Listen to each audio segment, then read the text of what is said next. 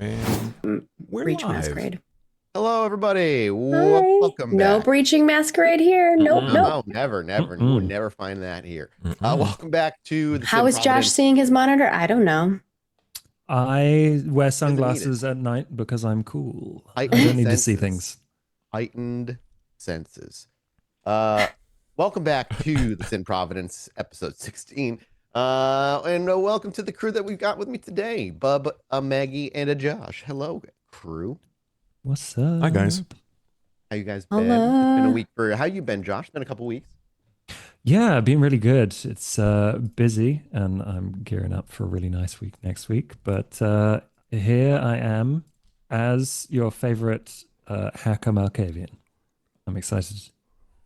Minus like a couple of actual feet in real life.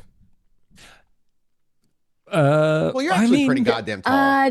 He's very tall. I was like, have you met Josh? He's I have met Josh. I was thinking back. It's just, you got Leon's like 6'5", so he is like a head above me, but still. But you're a lot taller. You're tall in person. I like come up to Josh and Bub's knees. Yeah, there's picture proof. Actually, she's a dangerous. I am tiny. Height. It's awful. Yeah. Sit her on our shoulders.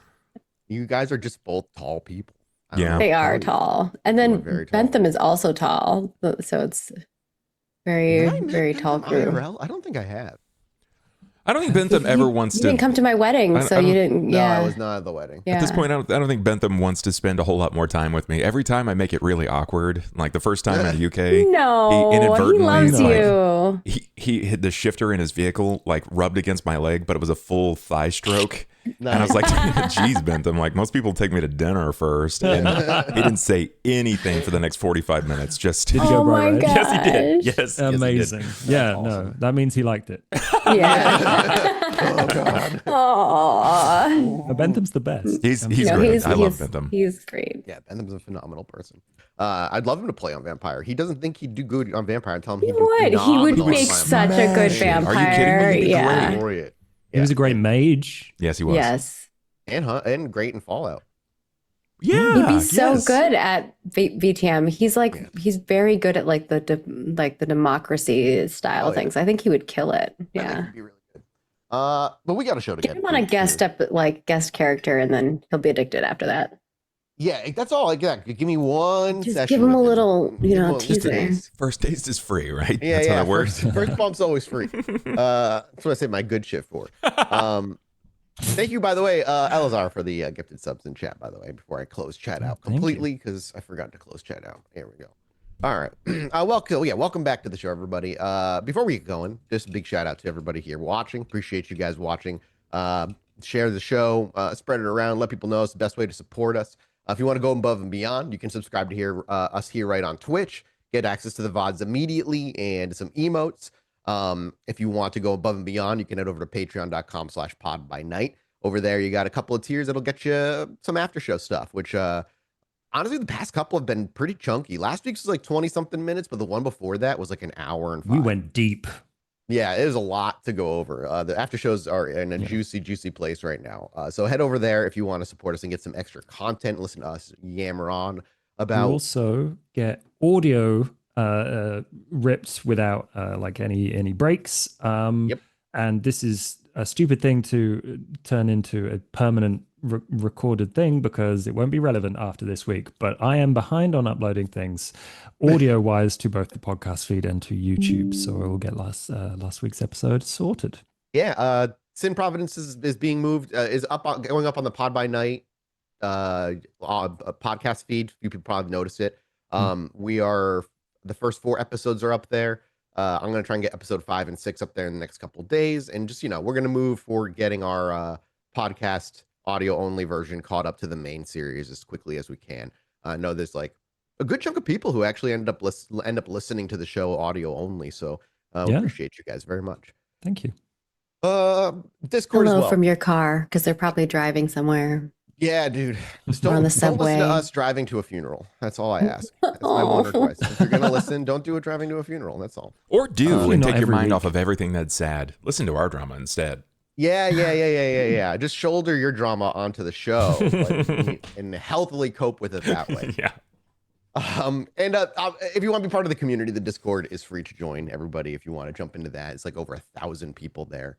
And it's just a lot of shit going on. I'm quieter again. I thought I figured out is my Zoom not right? It might have redacted your rollback. I'm at 80%. I'll bump it a little bit. I can bump it on my end over here a little bit. I always think you sound fine. I'm not really sure. Yeah. I never really know. I think it's that mic specifically. My brother has that mic, and everyone I know who has that mic has weird Zoom problems. It's very interesting. Yeah, I don't know what to tell you. It's the typical straight white male podcaster microphone, so I have to have it. Except for my brother is not. He's the most like Filipino-looking No, yeah. Asian kid. But I do a podcast, so I have to have one of these. Without that, am I really a podcaster? No. SM7B. Yep, exactly. Yeah, that's the uniform. Exactly. Yeah. You have to get It's if you're going to be a supposedly podcaster. a good mic. This is the uniform right It's here. pretty good. Yeah, I can't complain. All right, we got to play this stupid game. Everybody's ready to go.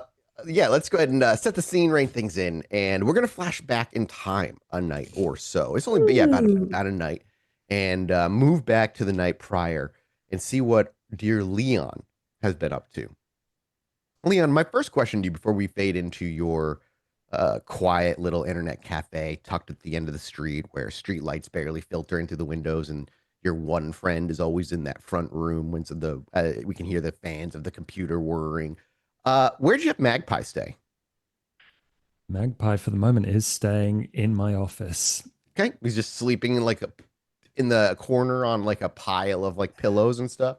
Yeah, I threw some pillows and a comforter on there, like a blanket. Do you have? So I guess my next question is because his sleep schedule is the opposite of yours. Are you having him adjust? Are you forcing him to like pull a 24-hour? Uh, No, no. no, Okay. I'm just letting him do his thing for the most part, except for the fact that he has to stay up a bit later so that he can actually get to talk to me. So much like last time, you had him here, as you awake for your evening and you make your way into your back office. He is not like he's not falling asleep yet. It's like 7 p.m. It's not anything like crazy. But he is looking, a little bit of bags under his eyes as the night wears on, begins to wear on a bit. As you step out, it would be the last and the third night for you to have to feed him a point of your or a rouse check's worth of blood, rather. Hmm. What do we so as our camera kind of slips under the door from your main internet cafe into the back office where we already see Leon stepping in from the room he stays in. Does Leon say anything? What do we see him do when he steps out? Uh, Leon steps through the door and just kind of very gently, quietly closes the office door behind him. And I think he realizes what he is about to do. Um, We hear the and the kind of squeak and quiet click of the office door, quite old, and you haven't, taken really good care of it. And as you do, the shift of the bean bags and pillows underneath Magpie's weight as he turns to see you walking into the room and his attention turns to you. And like you said, Leon is probably in his own head a little bit right now, maybe looking past Magpie or through the window into the main room. But like you said, he's about to realize, he's coming to the realization of what he's about to do. good evening, Magpie. He gives you just a courteous, casual nod. Is it comfortable down there? He shrugs. You could see on his face he struggles with whether to speak his truth or just appease you. And clearly he leans towards appeasing you. Yeah, it's fine. We'll How'd get you you sleep? something. What is it? Do you sleep? You must sleep, right? The sun goes down, you kind of I, yeah, I sleep, but I don't dream or anything. It's actually quite nice. It's for the first time, things are quiet. he he just kind of just nods at that. Um, we'll find you something a bit more permanent, a bit more comfortable. And then then I get to go home after 30 days. You can if you want to. I mean, yeah, unless you're just like super lucrative and comfortable to live here. That's that's the thing. I'm hoping it will be. Don't we all? And he raises his eyebrows as he widens his eyes a bit and breaks eye contact with you, looking off to the side. I mean, you last time you found out was pretty new. Yeah, that was a shock. The thing about that is that that also means that I'm kind of at the bottom of the food chain. Oh God. Yeah, Janet fucking hates me. I'm not talking about that. I mean, Janet hates you, but she's not that much of an asshole that she cares enough to kill you. You're safe. Okay, sure. I don't know. What am I supposed to say? I'm hoping that you will say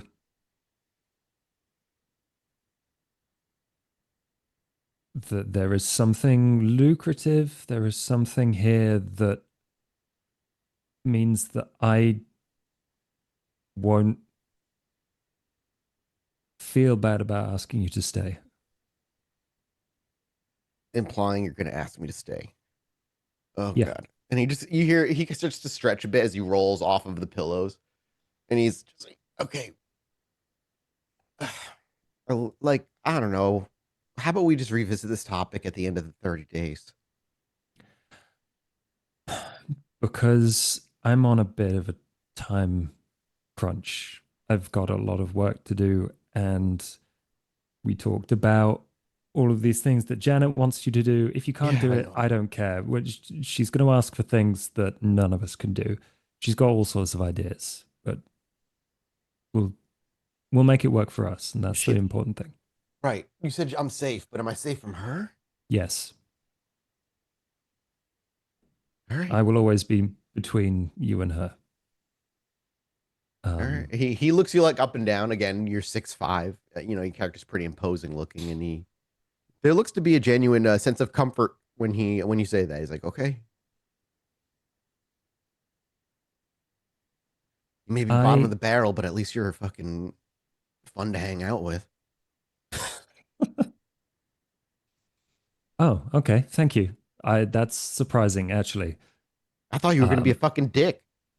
I am a fucking dick, but Then that's you must reserved. either that means either must love me or hate me, and I don't know which one it is because you don't seem like that much of a dick. Well, I certainly don't love you, but there is a lot of. I mean, I spent a lot of time hanging around in shitholes as well. I remember what it's like to just kind of want to disappear. I sorted my shit out, but then I died again. So this is the bit where I'm going to ask you to stay. Okay, it's an early ask. I need help. I can't go out in the day, and I can't always know what my eyes and ears are telling me is true. Some of it's lies, some of it isn't physical, but some of it is truth, and some of it isn't physical but still real. And I have to come to terms with that. And you are the only person that I have met that believes that magic is real. You still say that like you have a subjective opinion that magic is not real. What do you think I did in front of you for how many hours was that? Like 9, 8?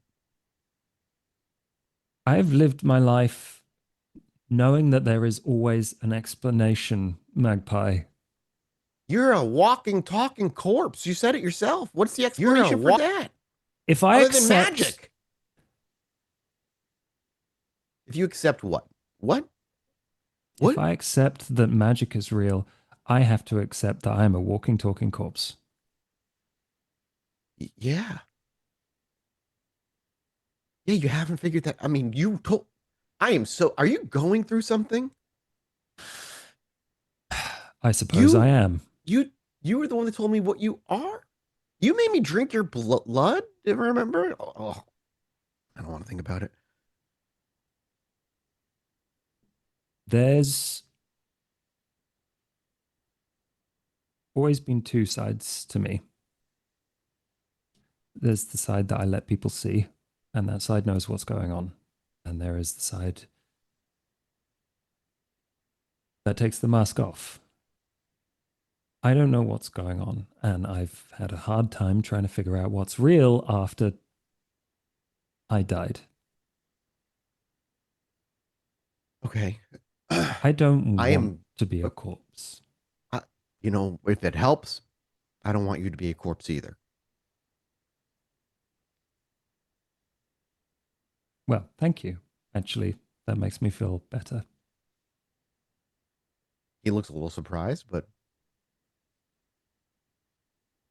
Or it makes me like you more, I guess. I uh I still kind of fail to see. I mean, I don't mean this rude,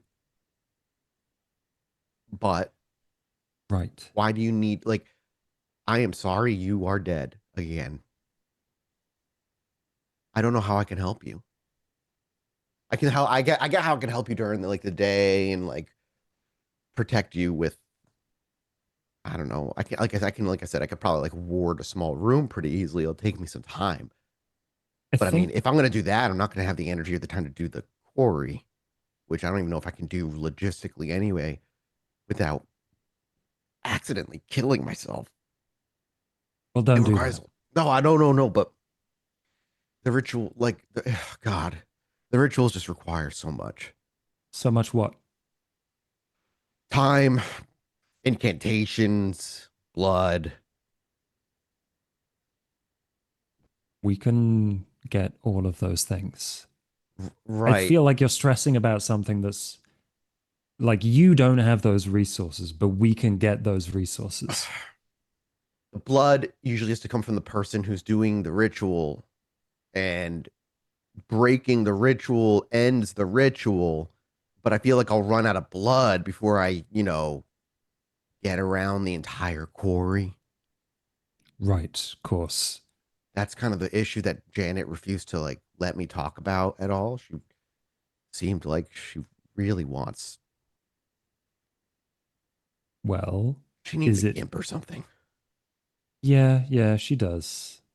She probably already has one. Probably. She's got all sorts of basements. I would like you to help me with that. I can provide the blood.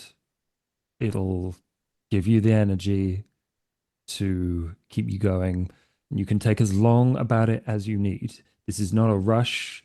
This is just something that you can attempt. And if at any point you decide this isn't going to work out or you're about to die, just tell me and we'll figure something out. And if Janet pulls a gun, points it at me, you're gonna step in front of the bullet. Yes, Okay. He just buys it. He just fully. that was easy. However, you are attempting to convince him to maybe commit more than 30 days. Can I get from you a manipulation persuasion check from the previous and he is 2 dots deep, so you can go ahead and give yourself an extra +1 to that. I'm going to do a rouse check because that is just manipulation. Mm. I'm not persuasive.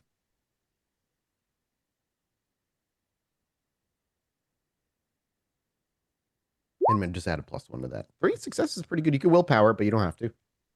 I will. I will, because I quite like him to stay, and that is genuine. It's Cool. 4 successes. You pitch it to him again, probably just one more time and very quickly as he's kind of diverted the topic of the conversation momentarily. And there's a bit of internal debate that is very clear on his face. He furrows his eyebrows a bit before he gets up. It's like, listen, I can't promise you I can do this forever, but if you're saying that there's a potential for making more money, it'll mean my parents. All right. We could set them up for life. Yeah. Janet is ambitious, and I've not told anyone else this, but so am I. I He looks around don't want to your stay. unambitious looking back office of your internet cafe, barely being kept, open by rent. And he, again, doesn't really smile, but just nods and his eyes widen again before he just takes a sharp inhale of breath. Yeah, that's the hope. I'll give you time. All right, I'll give you time. I can't promise you indefinitely. Hell, I can't even promise you 6 months. But if That's there's fine. something there and you're not lying that there's potential for making some money and you can keep me and my family safe, then I don't see why I wouldn't do that. That's the plan, and I will do my best to make good on it. Do you guys like know the people in New York too? I don't, but Janet has met some of them, and I think so has Betty. They've got connections. Why? Because my parents are there out that way. Oh, right. Okay. Yeah. And I don't, Janet kind of has them sequestered from me for now. If I don't come back in 30 days, I also want to make sure they know that I'm okay. And also that I can they didn't ask to be a part of all this shit. They don't have to know anything. They don't. I don't know. Well, I don't know if they don't anymore or with, the whole David getting shotgunned in the stomach thing. Let's say they shouldn't know any more. Let's go with that. I I'll I'll talk to the people in New York. I'll talk to Janet and we'll find a place for your parents to stay where they're safe. Yeah. I'm sure I can make a deal. That's fine. All right. Well, consider it a tentative yes for now. Okay. I mean, there's always opportunity in partnering up with someone as green as you, right? Always. Got a Infinite long, possibilities. immortal future ahead of us. Well, you do. I don't. What do you mean? Yeah, no. He's like, no, you do. Like magic? Surely that can extend your life. Magic? I have not found a damn thing that can extend my life. Oh, you better keep looking then. I still don't think you fully understand. I'm not powerful. I know. I know a few things. That's it. That's it. There's a few things that were of value to a certain somebody, and now I'm fucking here completely, utterly, uncompromisingly fucked. But at least you're kind of cool, and I appreciate that. I'm not trying to say you're like a shitty person. Like, I'd rather be with you than Janet, or you than literally any of them. David is weird. Betty is also nice. weird. Yeah. So, two things about that. First off, don't open a negotiation by saying that you're useless. I wasn't trying to negotiate. I was trying to go home. And the other thing is,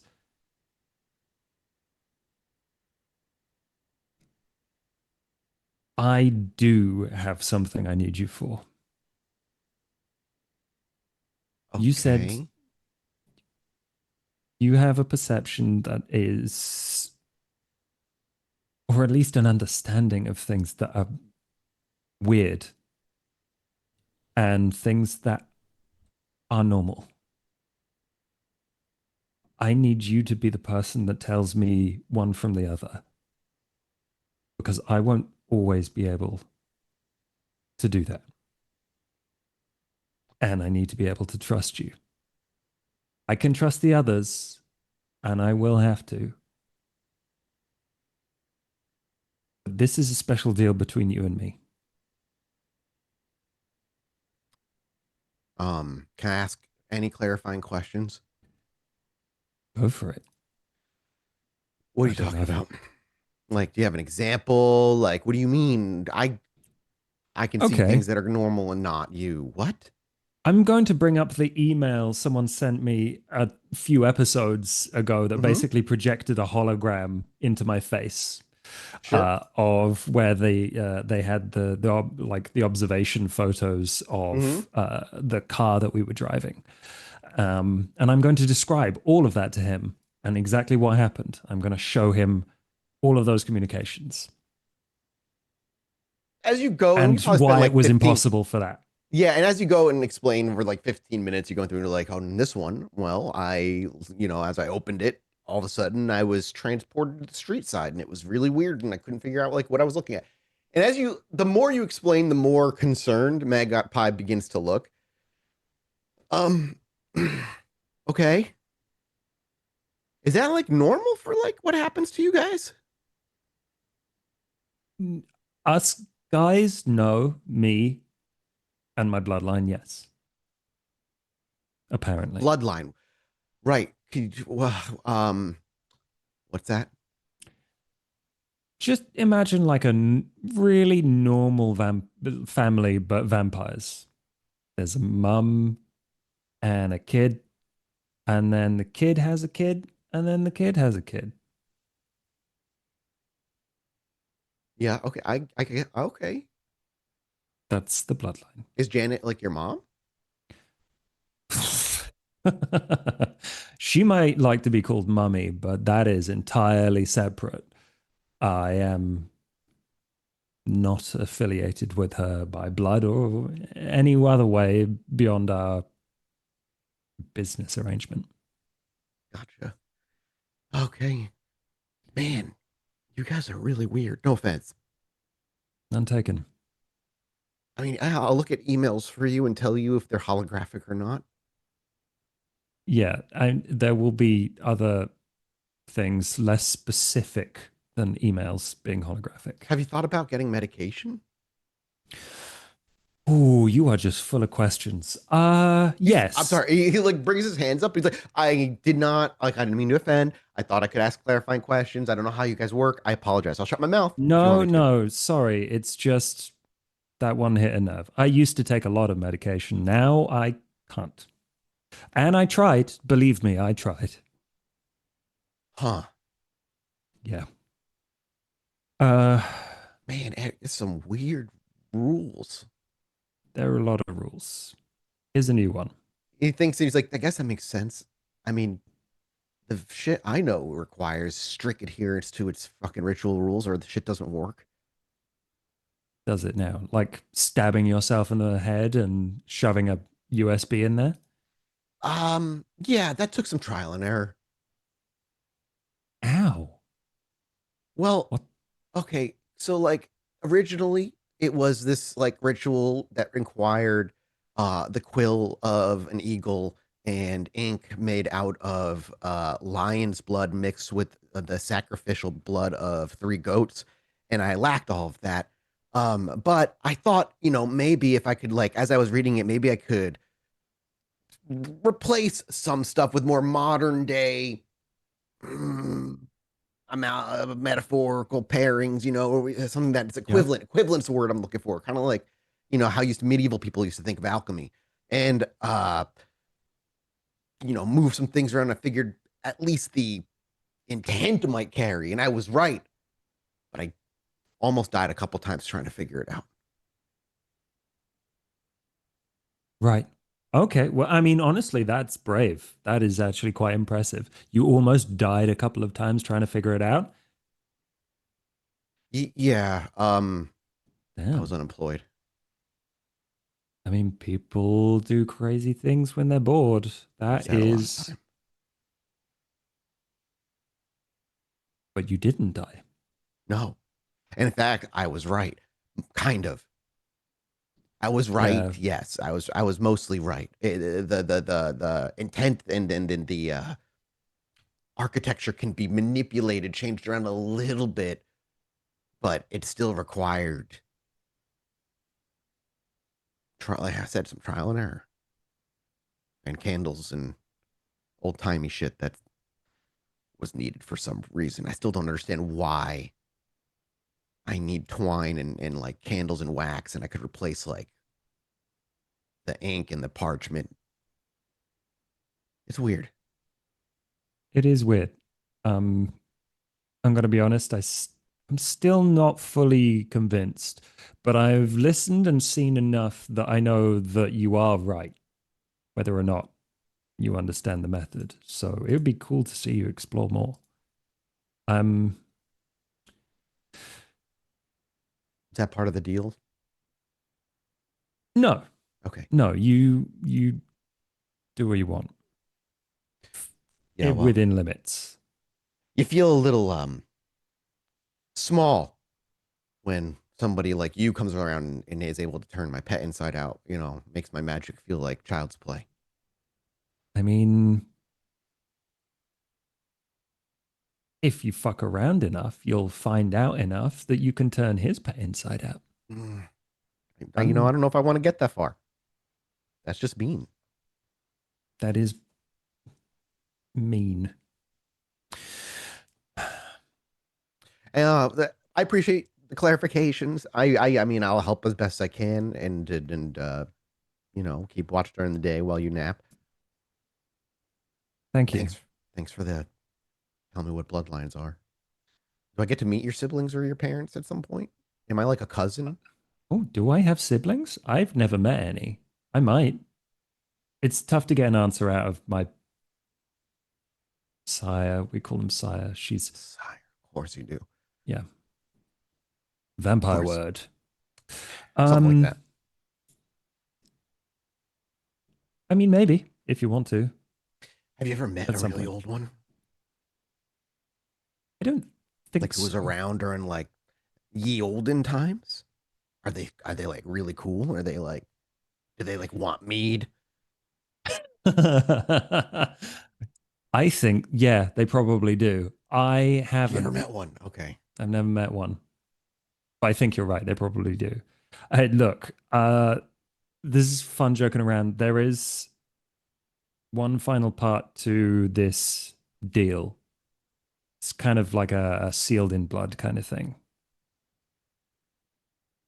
You gotta, if you want to make the money and you want me to protect you and you want to stay up during the day and you want to not pass out while you're trying to do a ward, uh, you need to drink my blood one last time. Oh, okay. We've done it twice already, man. That's not that. Yeah. Like the first time was It's kind of no, weird, but then you made me do it again the other day, and I'm like, okay. And then I realized, like I said, your blood tastes kind of like it. Maybe it's like a vampire thing. Yeah, Jesus blood. It makes sense, right? Jesus probably tastes good. Not like please stop anybody calling tasted it Jesus. You know what I mean? Jesus. Like, but it's like kind of like a nice, like rich, rejuvenating kind of flavor ish. I feel really Like, good after. wait, like sacrament kind of thing? Do I taste like red wine or like wafers? No, you definitely don't taste like red wine or wafers. Okay, It's hard to then stop explain, calling but it like Jesus blood. it, yeah, but it heals. You know what I mean by Jesus blood, I know okay? what you mean. Jesus might have been. He came back from the dead. Maybe he was a vampire. I'm gonna look that up actually. That's a good question. Oh shit! And he like realizes his little joke it was like maybe actually like real. Do you want to make me a rouse check and feed him the last Oh. point? Yes. Do you just spill it into like a plastic cup or something, or do you make him feed off of your palm? Straight from the source. And he does this time, like I said, with very little hesitation, not a lot of pushback at all. There is still when you kind of like have him like come up to your hand and drink or your wrist or wherever you have him feed from. There is as he gets close, maybe a half second of like, oh, this is really weird and intimate, but shit, man, he could be dead, and he just fucking goes for it.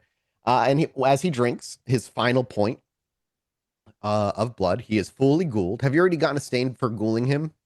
I did the first time Okay, I cool. did it, yeah. Yeah, I think that's for the whole thing then. Um, with that, he gets an access to one of your level one disciplines. How many do you have for level one disciplines? I have dominate, obfuscate, and or specs. And you wanted to give him a point of dominate, yeah? Was it? Oh yeah. We had a brief conversation about it, but Oh you yeah. can choose. I think you choose which one it is you wish him to have. What is good for a weird, twitchy hedge mage? I'm gonna say he is going to get the first dot of obfuscate. I think that Well, suits him best. What do you have for a level one in obfuscate? Ensconce, which is a free level one that allows you to hide small objects in your hands. That is what he will end up getting. He doesn't know right out the gate very much, as he finishes his last sip of your blood. And he kind of wipes a little bit of the thick red vitae from his bottom lip as he pulls back. And we watch as his hand pulls back. Our camera watches as that little wound quickly seals closed, and you wipe away the little bit of vitae there. No gaining no hungrier in the process, thankfully. And as he steps back and you kind of look at each other, I mean, you look at him and he doesn't look any more different, obviously. And actually, Leon might not even really like. Leon probably knows of ghouls, like what they are, and I'm sure there's like a minor education by somebody as to what they were. Otherwise, you wouldn't know how to do it.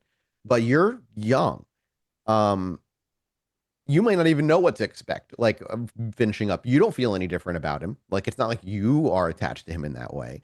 However, as he steps back, obviously, for those who are new or don't know the rule system, when a mortal becomes a ghoul after drinking kindred blood 3 times, they cease aging altogether. They become essentially, for all intents and purposes, immortal.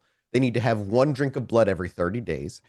They will gain 1 level 1 discipline of the sire's choice, and all of their healing changes to like closer to a vampire. They heal a lot faster. And I have to double check, but I think their physical stats go up a little bit. But if they don't, then that's it. Then I think I'll double check though. But as you step back, Leon, and you see him, like you said, he kind of wipes the blood away from his bottom lip a bit, and you kind of just like he looks to you, and you look to him. The deed is done. You know, for all intents and purposes, the deed is done, and maybe even unceremoniously. I don't know if Leon would have expected it. There's no magical moment of like spark in his eyes where he loves you. There's no magical moment where you feel in your blood he's under your thrall. There's no moment where you realize he has been imbued with anything. In fact, it's utterly maybe surprisingly, but just unconditionally boring. You step back, he wipes his blood, and again, there's no look of disgust anymore. That has certainly changed in the past 3 nights. But other than that, there's you kind of sit in a room of still air with the whirs of your fans of your PC going and the clunky AC running, and there's just no surge of anything. Again, I don't know if Leon expected it, but the I scene think he kind of probably lingers. did. Yeah, maybe he did. Yeah, but like I imagine the camera pulls back, and as it keeps pulling back for a nice profile shot, it is just the awkward whirring of machinery as he sits there and he's like looking at you, and you maybe look at him, and it's extremely unceremonial. And he's like, "Okay, so is that do we do this every night kind of thing?"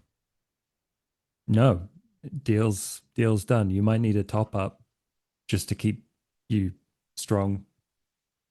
But Yeah, you when you say that, like you might need to top up. You see him very subtly, but like lick both of his lips. His almost like salivation kind of kicks in. But he doesn't say anything. He just kind of goes like, and just kind of bites his lip and swallows whatever saliva kind of bubbled forth when you're like a topping up.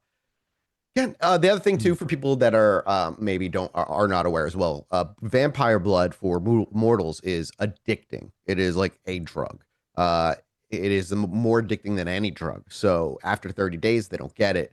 They fiend for it, and if they never get it, and they've been a ghoul for a long time, all that time from between when they last had their drink of blood or the first time they were ghouled, rather up to that moment, all their age catches up with them. So if they were a ghoul for 50 years and suddenly they're out of blood, 50 years of aging rapidly comes on. But so yeah, you're standing there, Leon, kind of just like you said, awkwardly, no magical wind rushes through the rooms, nothing. okay. Well, So like, why is that like a? And he looks to you. So what I need a top is that like a vampire law we just did? Was that like me signing a contract by drinking your blood 3 times? it's a me law. We signed a contract together. Oh, I got you. Okay, interesting. How do you keep track? I you know, I'll figure that out. But I will remember. Remember a lot of things. That's yeah, sorry. I thought you know what, don't worry. No, I no, have no. to Wait, no, no. I hate that. That scares me more than anything. You thought what? Don't go. I I thought you're all powerful, man. What do you mean? You know what? Oh wait, never mind. you know, when the contract was going to be signed, I thought I would feel something different, but it worked. Like And you'd want to like kiss me or something? no, man. Look, I have to go to Janet's quarry. You can come with me or you can stay here. You've got the night to yourself. Oh my God. He's You like, no offense. And he cuts you off. No offense. I'm taking the day off. I'll be right here. all right, I'll catch you here later. Hell yeah. Then he like looks around for it and he realizes really nowhere to sit and he plops back down into his beanbag chair. Oh, do you So got like a company card or something I could order some food on? uh, you know what? I might. Um, And is he here every night? And he like looks up and points into the main gaming room. I've never seen him leave. Is he I'm one of you? actually no, not that I know What's of. his name again? His name's I just realized his name is Connor. Um, and I honestly don't know when he got here. He pays for most of his snacks and he pays for most of his time. So I've just kind of let him stay. Well, if he leaves, I guess I'll let you know. I'll be able to know. Yeah, you will. And you can take like a monster out the fridge if you want to kill yourself with that. Um, and Uh, you know what? You could take a little bit of cash out of the register if you want to go get takeout. he nods and says, like thanks. But as he looks over to the window, and maybe you look over too, and you both look over, you both see Connor looking at you. Did he move? I, I don't I think thought so. He's just looking at me. he was on the other side of the. He was? I thought so. I don't know. Maybe Is this weird. one of your things you need me for? He did not move. Does that make you feel Okay. better? Thank you. I don't know if it does make me feel better. Don't worry about keeping an eye on him. Like, if he talks to you, I will be surprised. So don't worry about it. Okay. And you can I okay. I'm really One last, confused. Your one last thing. safety seems to be of like a big concern for you, but you don't know when this guy comes, goes, leaves, if he's here, if he's your friend or anything. I'm not here all the time, but when I am here, He's he's here. here. And you've never like interviewed the man. I, yeah, of course I've talked to him. But you know nothing about him? But nothing important. He was very evasive. I think he's just here because he thinks like I sell him drugs or something. Do you? No. And how would he think that? God, I He don't ratted I me hate out when I having tried to run away from you. I will explain more vampire shit to you later. And you don't think magic's real? I don't You live in this kind of want chaotic situation and you're like, you know what? Magic's that's a bridge too far. Matt and ghosts. I'm not convinced by any of that. Look, I don't want magic to be real. I don't want ghosts to be real. So I feel like that is different. Do you guys have like vampire therapy? I hope so. Listen, I'm sorry if I'm asking stupid questions. This is a lot in the past month for me. Same. I I'm have an idea. going. I'm gonna go interview Connor. Good I'm gonna luck. get to the bottom of where he comes from. Do I work Sure. for you now? Am I like a manager of this place? You can say that you are and see what happens. I don't think that'll change how much he respects you. Oh, well, sounds like Janet. Maybe he's Janet's plant. I don't know. Oh, dude, you never even thought that's probably right. Maybe. I'm gonna I kick him don't, out. don't you dare kick him out. I need him. Is he like me? No, nothing like you. I'm going. All right, I'm so. And he just like he looks. He's just like he's clearly debating whether you should sit back down or go out there and talk to Connor. And he hesitates for a bit That's before he just sits down in the chair. You walk out the front door. Do you wave to Connor at all? I mean, I wave to Connor. Is he even looking at me or is he locked in Now on he's locked in. like He was looking at you guys through the window before. Now he's locked into the game. When you walk by him, he gives you the usual half-hearted wave. yeah, he like does the wave behind him kind of thing? Yep. Cool. All right. You pop into your car. We hear the engine of the car rev up. And off you I'm go. off. You heading, you said, over to the quarry first? Yeah. Didn't know if there's anywhere else you wanted to pop by in the meanwhile. Nuh-uh. As our camera follows your car for a bit before your car kind of speeds off, we fade and then fade back in at the quarry. As our camera pans down from the sky, we hear some muttering. We hear the voice of a woman and the familiar muffled voice of a particular content creator deep in one of the tunnels, with the familiar voice of Elspeth joining them.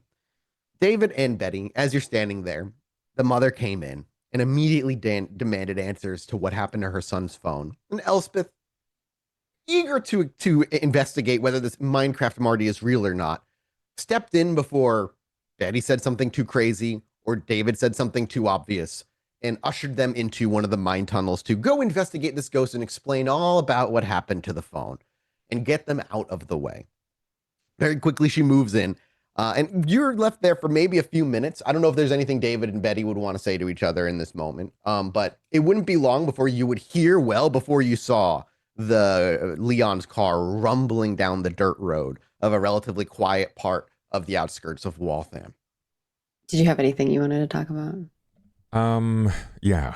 I think but since Betty doesn't really know who this person is that just showed up with their aggressive mother. No. So I think David would look down to Betty. That is Jump Scare James. And that must be the woman that Janet said that she was going to call. Well, I'm sure they'll have fun chatting about whatever that is. See, this is the whole thing with those phones and technology, everyone getting addicted to those little boxes.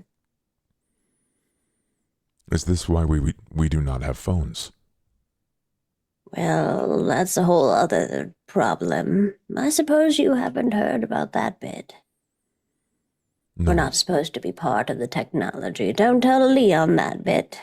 Leon has at least one phone that I saw. Oh, he's doing all kinds of things he probably shouldn't. And Janet also has a phone Janet had a phone in her house. It's not her house anymore. Yes, I'm still curious about what happened there. Time will tell. Betty, I have not that seen you mean? really much for a few days, despite how aggressively fast you have been talking. Are you okay? Not polite okay. I'm talking but at the real pace I okay. have always talked, dear David. Do I need to slow it down for you? No, you do not need to slow it down for me. All right, then. Will you just tell me if you do need me to slow it down? I'm all right. I'm a little hungry here and there, but I suppose I'm a little confused about what you all are doing here in this quarry, but I kind of like it. Not gonna lie. Feeling comfortable. And she points around to like the trash and the needles. Like she's like, this feels She I kinda can see kicks this an being empty home. broken bottle and it rolls Yeah. into the stale water where the bat shit just kind of ripples across the stale water. It's home. Well, we are stuck here for the next 6 months, according to the prince, and this is our punishment for leaving the city and making her look foolish to another prince. Now we are in trouble and we Well, must you- stay here and are restricted to feeding here as well. Well, you all did make some very interesting decisions. I mean, going into his family's house without knowing that he's there. Bit silly, but I was admittedly surprised that both Betty and Elspeth let me go alone. And when the man answered at the window above, he seemed like he was lying when I asked about Marcus. And I feared for Marcus's safety. So I walked into the home. I moved to where I heard noise, and I waited. It was what do you only mean they'd let you go in there alone? They said that if I were to see Marcus, that they believed that he would come with me, but if he saw them, that he might be hesitant to come with me. Well, I wonder why. It's sarcasm, dear. Well, I wouldn't want to go with them either. Well, Elspeth may be all right. it was only after I had gone inside that I realized I had done something wrong, and at that point I was still concerned for Marcus. I thought if the I'll man... let you know that breaking into somebody else's home and entering is usually not well accepted. Although, if you are good at it, I could teach you a thing or two. You don't get caught and they don't know. It was very easy. The door did not forbear much resistance. Well, most doors don't. But when I was at the top of the stairs, I thought that something had been wrong, but I was still scared for Marcus. So I was hesitant, and I heard movement, and I knocked on the door where there was sound. What kind of sound? I could not tell. There was just movement. And when I knocked, I asked if Marcus was inside, and the man at the window opened the door, and he shot me in the chest. The woman thought that I had died, but it only destroyed the clothing that Janet made for me. Usually when one gets shot, not one of our kind, but others, well, they tend not to live for very long, depending on where they're shot. Well, I survived, and that made the man and the woman very afraid. Yes, yes. That is when Elspeth ran upstairs, and she explained that I was her brother and that I was not well, and we ran downstairs. I still do not understand what she means by that. You don't look anything alike. I do not think we look that dissimilar. Our skin is both very pale. We have light features, and we are smooth. Sure, David. Do we look that different, Betty? I don't think any of us look like siblings. I don't understand what siblings look like if they are not seen. But I will say this. We all are now. Her cackle echoes kind of gently across the entire quarry. For a moment, the muffled conversation of Elspeth and the mom stop and then picks back up. You think you hear jump scares James go, Minecraft Marty? I think they found Marty. I don't think there's anything there. I'm usually good with sensing those types of things. Leon was telling me that the most despisable of God's creations is the content creator, and I'm still not sure why. They are deplorable and despisable. Oh, this is why I love Leon. To me, it's more that the narcissism that comes with it all. A little bit full of themselves, let's put it that way. Are all content creators this way? I don't know. I don't tend to care about that space as much. It's not really my thing. I suppose those who like to look at those little boxes are more interested in that. But then they're just living for a box, drawn to it, versus the world that we have around us. We have to find a box. Oh? What kind of box are you looking for, David? It was a package. That was part of the punishment that the prince said that we owed a boon to New York, and that a boon was also owed to Boston, but that we would fix the issue in Boston if we were to help the noisy man. He said that he was looking for a package, and it was a box that was found where I was found. And that box. I think the way that the others were talking about it, it was the same box that I was from. And if that is the case... Well, we know where we left that box. We should be able to find that easy. Did you go to the harbor and find it? No, we did not.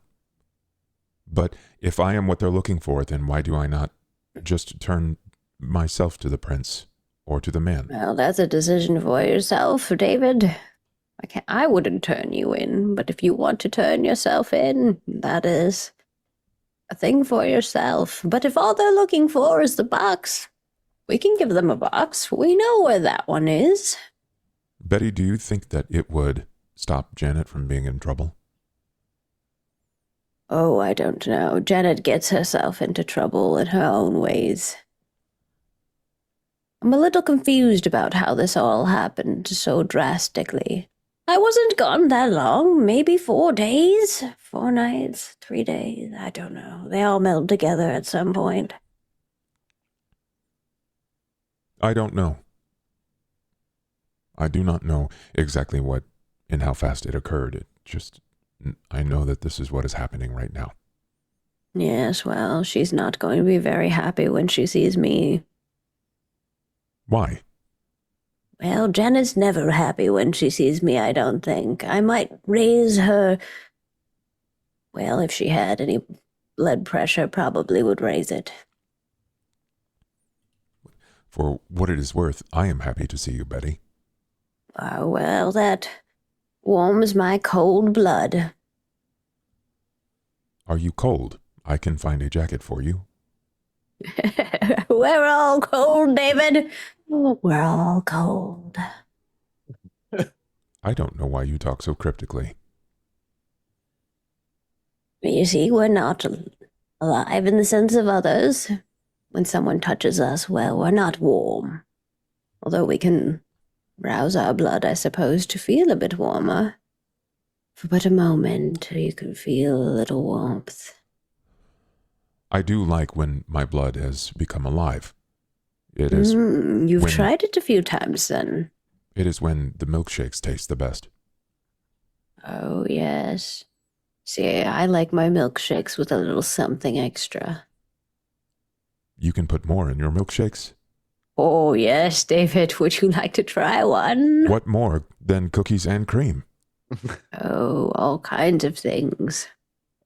Oh, I am very interested, Betty. Will you take me to see more than cookies and cream in milkshakes? Yes, yes. I will bring you something else next time. No, I think we should go now. This sounds like a wonderful plan. As you're Well, even eager to go, you can see and hear the rumbling of Leon's engine. Yeah, she the lights runs. rolling She over. shrugs. Yeah. And Leon, your car rolls up to on the dirt road. You've been to the quarry a couple times now at this point. And pop out of your car. As you're making your way over to the gate, you can see David and Betty already hurriedly walking their way to the exit of the gate. Oh, are we going somewhere? Yes. well, look this is who great news. finally crawled out of his server room. Leon has Thought been maybe here you'd much. be adopted by your hard drives. Where's this coming from? It's good to see you too. Yes, it's good to see you too. Please, How's please the let- paranoia, sugar? We must catch up in the car. Betty is guiding us to better milkshakes with more things in them. Well, hang on. Where's Janet? Janet said that she had something to tend to. Okay, fine. Let's go get milkshakes. Thank you, Leon. Leon's gonna have to drive. I owe you a boon. Oh. You literally showed up. Perfect time to be their Uber. You're like, all right, let's go. You turn around and you realize, oh yeah, Janet's not here. You're the one with the car. You owe me a major boon for this driving you around nonsense. I am happy to owe a boon of any size for a milkshake better than cookies and cream. I will remember that. Okay. Leon what- gets in the car. We hear the creaking of his old doors on his car open and slam shut. The engine re-revs back up. The headlights flicker to life, though they really need to be replaced. You're realizing how dim they are as time has worn on. Car does a really rough U-turn, and we watch as the wheels kick out some gravel as you drive out to the main road to head to get some milkshakes. Can Is it a I tell him silent- to stop on when we're on our way to wherever Sure. we're going to get milkshakes?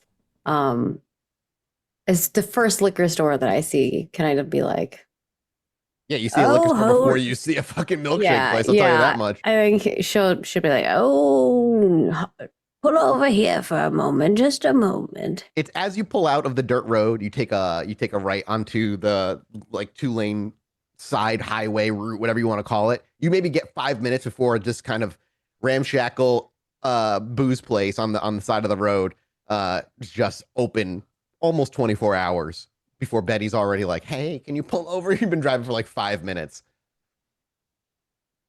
Yeah, sure. Why? Oh, you'll find out what makes milkshakes special. And she just gets out and she hobbles her way. I would like to steal some Oh Lord, yeah, alcohol. absolutely. Okay, do you like, how do we see Betty go in? You can't go invisible, right? Betty can't disappear. I do have obfuscate, but I don't have like invisibility yet. Yeah, all on time. Yeah.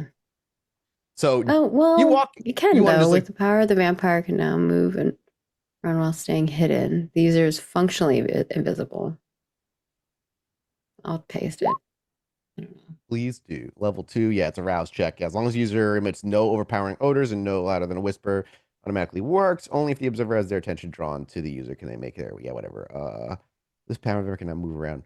Yeah, the best way for you to do it would be grab the bottle first and then go invisible after you have the bottle. Because I think if you reach out, grab the bottle, it'll make you uninvisible. So you would walk in, grab the Yeah, bottle, that and sounds then good. vanish. As you walk in, the name of this place too, as you walk up to it, it's just got a bright neon sign that says open. And it's not like a wooden sign hanging like an old timey. It's like block lettering over an old building that was probably at some point just like a Dollar General or a convenience store. And this place is going to be called something simple. It's just called the Watering Hole. This is called the Watering Hole. And as you step in, there's like two people and a middle-aged woman who's watching some YouTube video on her phone. That looks up when the bell rings as you push open the sliding glass door and it slides shut behind you. She barely even looks up when she gives you a half-hearted wave. You can see her hair's in like a Betty really just kind of a grins. tight bun. And she's got just a plain t-shirt and jeans on. Yeah, Betty smiles, but she's kind of got like her scarf kind of over herself, Yeah. like she's bundled up. And what are you looking to grab? Are you looking like top shelf stuff, or is there like a particular, if Betty has her choice, is there a particular flavor, a particular brand she goes for? I think she's just looking for the easiest thing, like that they're not going to notice. Yeah, so that she bottom can shelf like stuff. stealthily, like, grab, hide away in like her layers of cloth without anybody noticing. Does she have does she go for tequila, vodka, rum? Does any particular like that? I feel like if we're doing milkshakes, like either vodka would probably work really well, or a rum, I suppose, but vodka probably You grab a is. couple of big things of vodka. Go ahead and make me a rouse check as you go invisible once you grab them. Yep, no hunger. And you grab them and you just wait maybe a couple minutes for somebody to either check out and leave or somebody to walk in so you can just kind of slip out the door without having to touch it. And very easily, because you're invisible and they're mortals, you just slide out. And David and Leon, you're in the car for a few minutes all alone. Is it just like a silence, buzzing, awkward silence, or is there conversation? There's definitely a question that David wants to ask Leon. Oh. So our camera will, as we get back in the car, as Betty steps out to leave and the door shuts. David will I imagine that he's sort of leaned between the two seats in the car and he's not even paying attention to all the noise of Leon's vehicle, which is a lot for David. He gets overwhelmed. His face is like dimly and half illuminated by the one orange light in the small parking lot of this area. So when he leans between, you just see the orange light hit and cascade, shadowing the other half of his face. I think he opens with a light question of, I do not see how alcohol will improve a milkshake. Yeah, but how long have you been alive? Not very long. Yeah, well, you're not old enough to drink, so you wouldn't know. That is true. That is true. Leon, have you bled before? Bled, as in from a wound? Yes. Yes, I have. Did your blood crawl back to you? Say what? When you bled and it fell to a floor or to a table, did your blood form roots and crawl back to you? Well, I suppose you could say that it formed roots, but only in the sense that it splashed and splattered and pooled and dripped from my eyes and my nose and my teeth and my arms, and it stayed there. It did not move any further than gravity took it. I recently bled. Of my own volition, I pierced my skin. Intentionally? Yes. I have Well, been that's not a shot good now sign. twice, and I did not bleed either time. So I needed to see first if I even could bleed, and I did. But where my blood fell, roots formed, and it began to crawl across the floor back to me. Well, I can't say I know what that means. But let's use the word special. Hmm. You're constructed, you're built, your blood is probably put there for a reason. Your blood was probably treated. Mine was already here, and now I borrow other people's. I asked Janet and Elle, and they seemed to look at me like I was a car crash, a confusion. Oh. Yeah, sorry, that's gonna happen. I mean, you don't know that that isn't normal, so you can't do anything about it. But every now and again, when you tell people what goes on with you, they're not going to be able to handle it. And that's not on you, that's just how they are. I've had that same look before. Who would I talk to find out if this is natural or unnatural? I don't know. I got Janet like echoing through my head when she kept saying that she wished she knew a Tremere. And we do know a Tremere, but we probably don't want to meet him. Ultramere cannot be bad, right? There must be some of them that are decent people. Yeah, you don't know that. And neither do I. And they have a factional alliance. And we don't know who's talking to who, so we don't talk to the Tremere. Let's just say that now. We don't talk to Tremere. So then finding the one that wanted to find the box that I was in would not be helpful. It would be helpful. We just don't talk to him. We don't tell him what's going on. But we have to. That was part of our boon to Boston. We have to help him find the box that I was in. I mean, sure. Yeah. We don't have to tell him you were in it. And we don't have to tell him that your blood crawled back to you like some kind of insect. Them's the rules. We also, I mean, there's no precedent for this. There's some people that might be able to make educated guesses, people that know about blood, but I don't think we should talk to a hematologist. We need someone who does magic. Whatever the fuck that means. I'm afraid to tell the others, Leon, mostly because of how they already look at me and treat me. But I am able to hear a person talk to me through my flowers.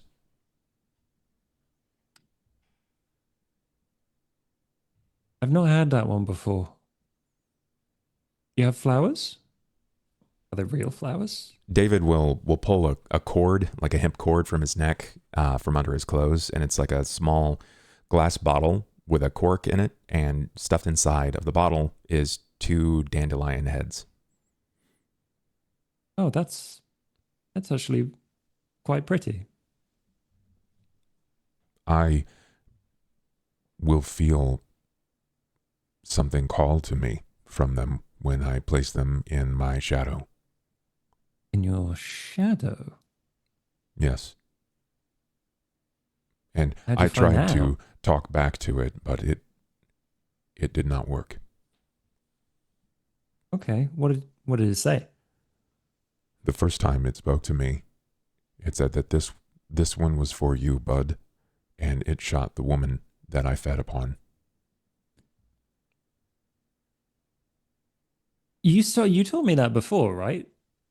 Yes. With the guy. I didn't realize that was the flowers. Yes. I do not understand.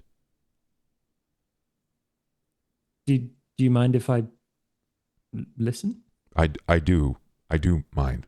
Oh, I'm afraid that I feel very connected to this and that I am not supposed to do more than talk about it. okay. That's fine. Did you want me to guess at what's happening or tell you that everything's going to be okay? What do you need? Why did you tell me? Oh, Leon, are we friends? Mm, yes. That's important. If we are friends, then I would really like for you to meet Peggy, and you can get a library card. Okay. I'll This- get a library card. This is where I saw my blood crawl back to me. But we would In have the to library? go to the Waltham Library. You think it only happens there? No, I believe it will probably happen somewhere else, but I think that is where I was most comfortable, and Peggy made me feel very comfortable. She's very nice. Hmm. Well, that's a problem. But it's also good. It's good that you feel comfortable. Peggy said that it was I- good that people were reading and that I needed to bring my friends because more people need to be reading. Peggy's a smart lady. I'd like for you to meet her. Okay. Yeah. Sure. Of course. I can meet Peggy. Uh there's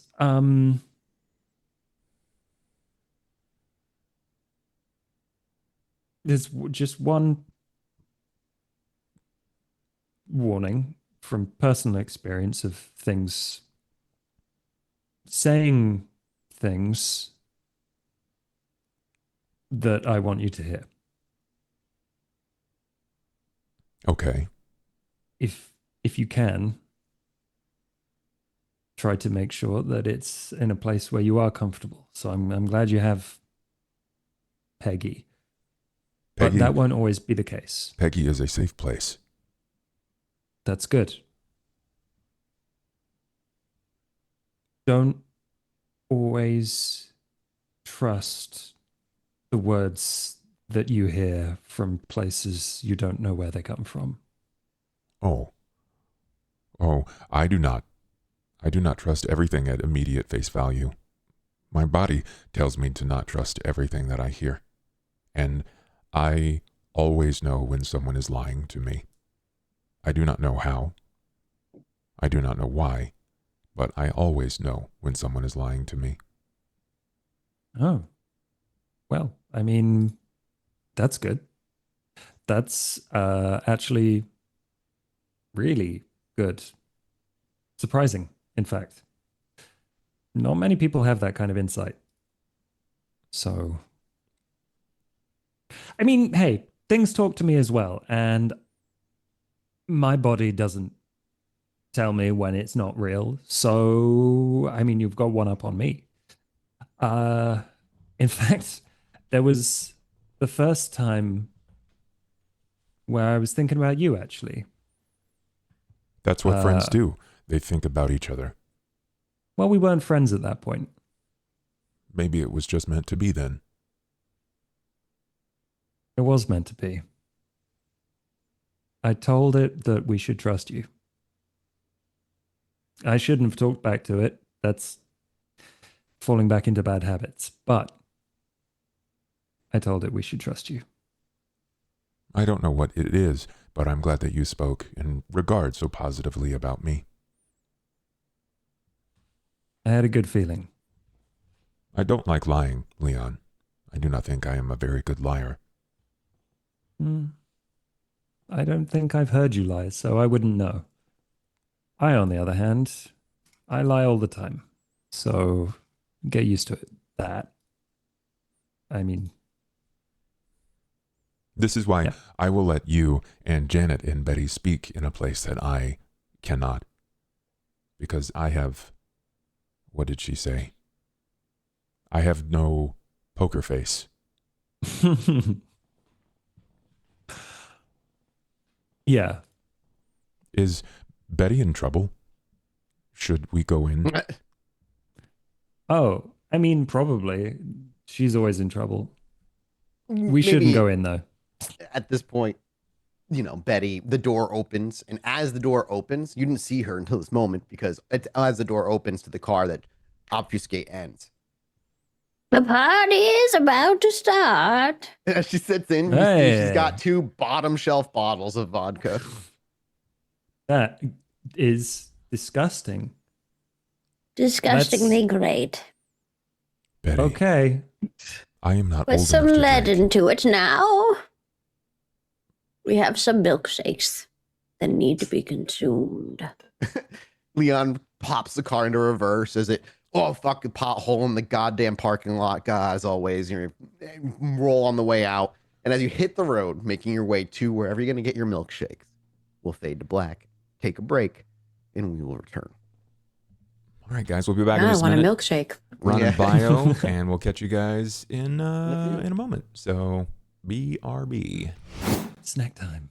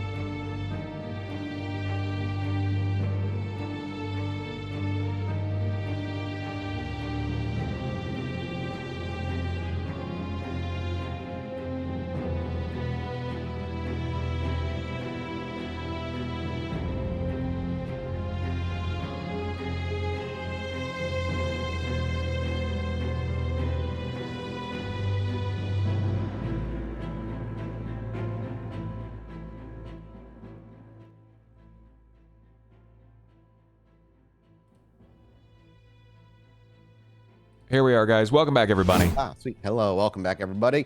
Hope you guys got your drinks refilled and such. We're just gonna dive back in. So as we fade back in, I'm sorry, I just immediately had the image of Betty with 2 vodkas in her hand with like the biggest smile on her face. Because I was like, all right, I'm going back in the world, and the first thing like that scene opens with is just her in the back seat, like, like I'm so excited. So we hear Leon's car rumbling over the pothole, hits the road, and drives off. Before we get to the where you're gonna get the milkshake, last moment where I'm like, any more conversation want to have between the 3 of you now that you're all in the same car together? Or are you good? Yeah, David was gonna. Yeah, what's the vibe when I'm coming in there going like, party? Yeah. The vibe. You guys are having like immediately deep conversation. Yeah. So and last, the thing I Leon wanna ask immediately too, switches up. Is there any? Does anyone want to properly feed while you're out? What are your hungers at? I didn't have. I will gladly. I told David I was hungry. Are you at 3 or are you at 2, Maggie? I'm at 2. I'm all right. Okay. I'll be okay. And Leon's at 3. You don't have to do it. Like, you don't have to do it right this second before milkshakes, but I do want to ask, do you want to do it before the milkshakes or not? Might be a good idea. You may need to rouse the blood to enjoy the milkshake if you're not. Yeah, that's a good point. Yeah. Last time I fed was not good though. Yeah. Well, you're at 3 hunger, so you won't risk frenzy right now. I'll wait. But you will risk frenzy the next time you try to feed if you do go over. Totally. I am actually gonna abstain from milkshakes, I think. What? No, Betty's gonna try to convince you. Oh God! All right. Leon. Yeah, go ahead. Sorry. You might need to just save the milkshakes for everyone else. I'm not gonna have any. Oh, you're not getting out of it this time, Mr. Leon. We've got to show David a good time, and a party is not a party unless there's a trio at least. But with Otherwise, Peggy, then it's there just will be 4. Peggy. We're bringing Peggy along with this. Then I definitely need to go and eat before we go and visit your very nice friend. I would like to bring Peggy a milkshake. Get the milkshake first. Bring it to Peggy. Oh, you want to bring a milkshake to your girl, I see. Yes, I think that you will like Betty. I think that you will like Peggy as well. Well, it doesn't take much for me to like someone, so if She is she's quite into nice. the milkshakes, then I will probably enjoy her. I do not know if she likes milkshakes. I just want to extend the gesture. You're Betty too looks sweet at for this Leon. world. Leon, or Betty, whoever, I guess both of you, none of you have been out in the Waltham area all that much, I imagine, your characters. So you're on the outskirts of Waltham as well. You will drive by a diner that would be serving milkshakes. It would have your typical old school neon sign on the outside of it that would serve milkshakes, and it would be, not your copyright free Steak and Shake for VTM. But it would be like a little diner place. Is that something that would be, or would your coterie be interested in, or are they looking for more of like, go to the local fast food place and grab a milkshake there? I'll go wherever Leon goes. Wherever he takes us. I don't know enough about American fast food, I'll be honest. Diners are always better for milkshakes. You're gonna get that. I good also shit. really love diners. Yeah. So actually, yes. Late night Josh loves diners where like so you're gonna get the that's- best food, man. That's like delicious. I love pancakes. So you're Let's go maybe to a diner. 30 minutes out from where you're driving after getting the alcohol. You would drive by a little diner, by the way of maybe Leon goes looking for a diner first before looking for a fast food place. And the best place to find diners is going to be kind of on the outskirts anyway.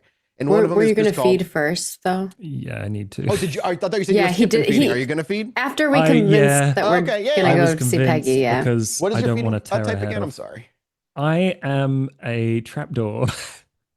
Right. This is not really trapdoor situation. So No. Do you ever heard you could drive? I do. I can go get Connor. Connor. Hey, look, you guys have all the time in the world. If you want, you could drive like 30 minutes in the opposite direction. Yeah, but let's It's take a safer detour. that way, and you just get to. How many dots do you have? Just one. Oh In yeah, I've herd? just got one dot in So her. you'd only get one dot of hunger off of them. That'll do for now. Okay, so you're like, hang on, I need to run back to my place real quick. I'm hungry. You go grab a point of hunger off of Connor. Magpie probably has to look out for him now for the rest of the night. Don't have to do much of a interaction there. Put you at 2. Are you good from that point on? Yeah. All right. Why not? Fantastic. Yeah. Fuck it. Who cares? So as you drive, you make your way out back to Waltham because you're going to be ending up heading back to the quarry at the end of the night one way or another. So might as well get back in the neighborhood. And eventually you come across a diner called just the Milky Way Diner. And it's got a shot like one of those neon signs of like a shake out there and it's blinking open. It's got a few cars parked. At this point, it's probably around midnight or so. So you got a few cars parked, some people going about to go clock in some overnight construction work in there and the like. There's no drive through for it. You'd have to go on the inside, but I imagine that's not a huge deal. Yeah, it's fine. As long as everybody's good. I don't know. I think, hey, it's, maybe it's fine. sure. You head inside. You got that while little... they're gonna go get milkshakes, I think Betty just goes, Oh, I'll meet you back after you get the shakes. Make sure to get me a good cherry on top. Yeah, okay. and Betty David kind of looks like is confused. gonna scoot off. Yeah, I think even David's a little confused by that. I mean, he's not really sure of toppings, and he was promised that there's way more that goes into them than cookies and cream, so he's holding on to that. He's burning a candle for this idea. So Leon and David walk in. You get that little bong bell that as you slide open the door and you can smell the bacon sizzling in the background. You can see a couple of cooks back there, and you got some pancakes being made, some eggs being scrambled. And someone maybe mid-30s woman walks over and she's like, 2, you sit at the bar or you want me to grab you a table with a booth? Booth, please. We might have a friend coming. She just grabs a couple of menus and scoots you over to one of those booths where it's just like a thin wooden booth that you slide into with a thin table that's plywood. And you just slap a couple menus down. She's like, give me 2 minutes. I'll be right back and I'll bring you some coffee. Thank you. Name's, she just kind of, as she's about to wave, she just says, name's Liz if you need anything. Thank you, Liz. She steps off. Goes to grab you a cup of coffee. Are you guys planning on dining in? Are you guys going to have some food? We want takeout, right? Yes, we want to take out. Okay, cool. A couple minutes pass. Maggie, is Betty just chilling in the car waiting? No, Okay. Betty is not chilling in the car waiting. What does Betty do? Betty needs to feed as well. And she's gonna look to see if there's, someone taking a little snooze somewhere. And maybe if they have anything on them, taking some of that as well. Yeah, you kind of wander around. It's like a little parking lot of a small diner. There's not anybody snoozing in like their car, but there is somebody sitting in their car by themselves looking at their phone. Okay. It's a pretty quiet parking lot. It's midnight right now. There's not a lot of foot traffic. It's got a couple people, like I said, the pre-construction workers that are in the actual diner itself, and then this other individual in their car looking at their phone. Okay. There's no like gas stations nearby or anything like that. Within walking distance? Yeah, there's probably a gas station within walking distance if you wanted to go out to the gas station. Yeah, I think she's kind of looking to see if there's anybody kind of, if there's anyone sleeping around.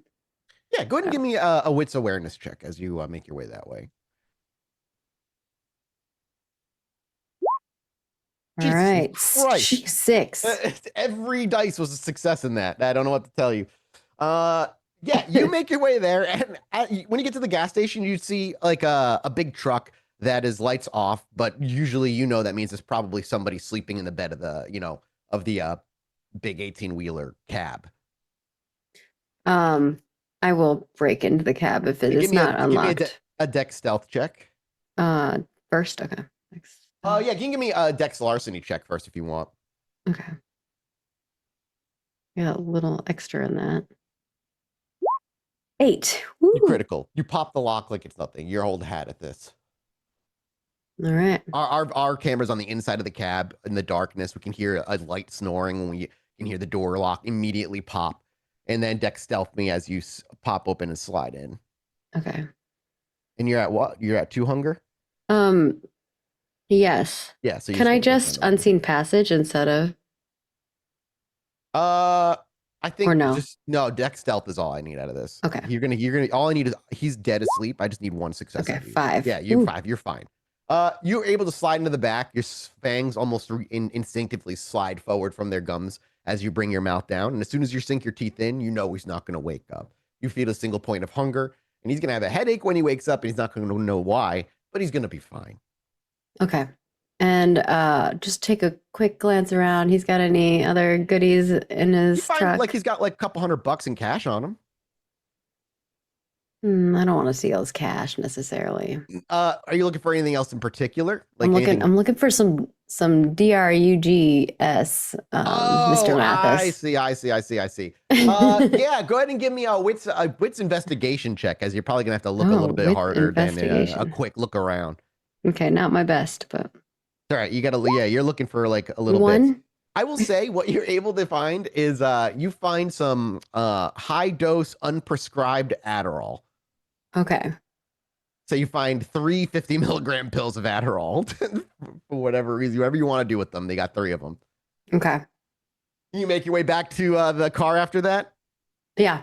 Okay, cool. As you make your way back, I'll to the leave car, the truck locked back up the way it was too. Yeah, you keep him yeah. safe. Yeah, he's really Yeah. not going to know. He does not going to have any idea anybody ever broke in. He's going to think he just lost his meds.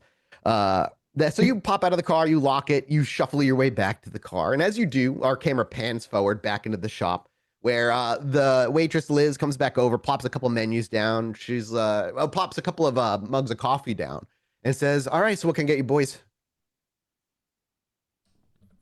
I thought that we were getting something to go. Yeah, so to go. Yeah, we can do that. No problem. What do you need? We want 4 milkshakes. 4 milkshakes. Are to you go. having a milkshake too? I'm going to have one, otherwise Betty will not stop going on about it. Betty would like a milkshake with a nice cherry on top. I'm sure. Yeah, we can do that for Betty. No problem. Is there a difference between a nice cherry and a not nice cherry? Well, yes, actually, one's sweet and one's sour. Oh, then make sure it is extra nice. She just kind of gives a nod and just says, "Anything? What about flavors? What are we getting?" We got strawberry, we got chocolate, we got vanilla, we got cookies and cream, we got peanut butter and Reese cup. Oh, Betty gets peanut butter. Okay. Do you have pistachio? She scrumples her like her eyebrows a minute. She's like, no, we don't got pistachio. Worth asking. I will have. Do you have chocolate and caramel? Yeah, we can do that. Nice. I will also have a cherry on top. Yeah, I'll do have cherries for everybody. How's that sound? That sounds great. Thank you, Liz. All right. How are you, big guy? Peggy Sorry, will she, have... like you go like you're gonna continue. She cuts you off and looks over to David. No sprinkles? Okay. Yeah, we can do sprinkles. Not a problem. Sprinkles. Peggy Got you. will have strawberry, and I have only had cookies and cream and vanilla, so I was told that I could have more, and I wasn't sure what my options were. Sure. I mean, do you like cookies and cream? Do you want to try the peanut butter one? Would you What's your surprise me with many things?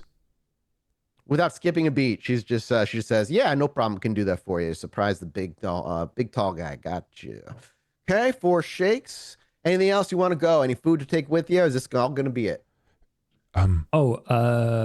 Grilled cheese. Sure thing. Can do that. You like it on white, whole wheat, sourdough? White. Leon, if I run out of my White. shake, should I have a backup shake? Can never go wrong Always. with 2 shakes. Then I will have another of the one with the surprise in it and a nice cherry. Growing boy like you needs to. Got it. Grilled cheese on white bread. Anything else for you or your 2 ladies? I think that I is all. open the floor to you, big guy. No, I Okay. think that's everything.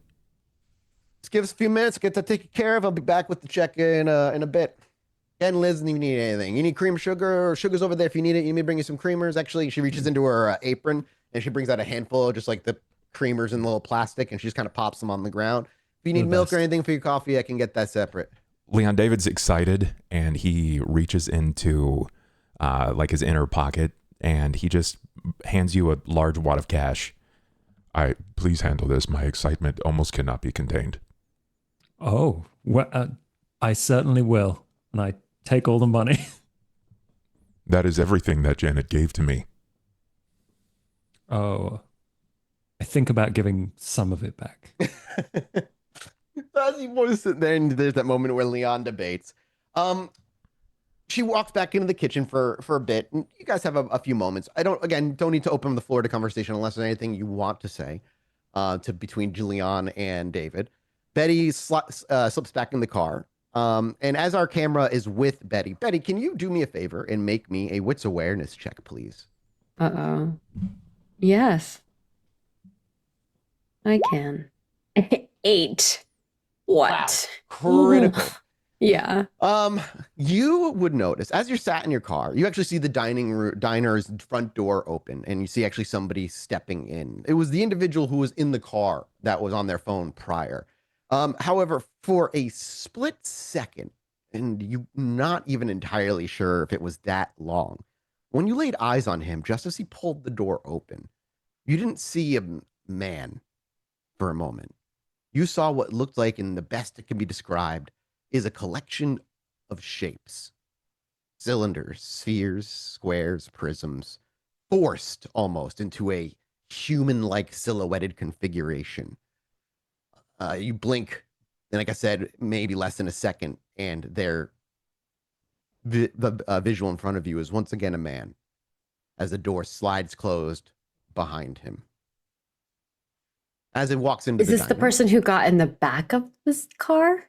Or the person who's No, this like is the person driving? the person that was as you were walking around the parking lot initially, the person who was parked in their phone, that was just looking at their phone. The person who's you're like, no, they're awake, and then you stepped away. So it's that person. That car is now empty. They walked in. Betty like rubs her eyes a little bit. Yeah, she and probably like, does. Like, what the fuck? Yeah, like looks again. As the door shuts, both Leon and David, I also need a wits awareness.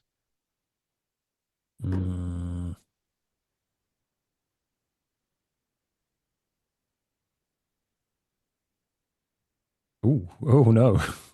Cool. I love that. Ooh, messy critical. Okay. First with David. David, it draws your attention. You hear the bong of that like fake bell on the inside of the door as it opens and then shuts behind. And as you look up to see who's walking in, you just see some middle-aged guy who's mostly balding at this point, kind of a scruffy 5 o'clock shadow, who's wearing a hoodie and a t-shirt with jeans and sneakers, and he's just looking down at his hand where he's looking at his cell phone. But for you, David, it's really hard for you to put to words. But as he steps in, you almost feel the vibrations of his footsteps through the floor. Something that you didn't realize you were even paying much attention to initially. And the reason it even sticks out in this instance, and it's not something that fades in the background of your other senses, is because every step he takes feels structurally wrong.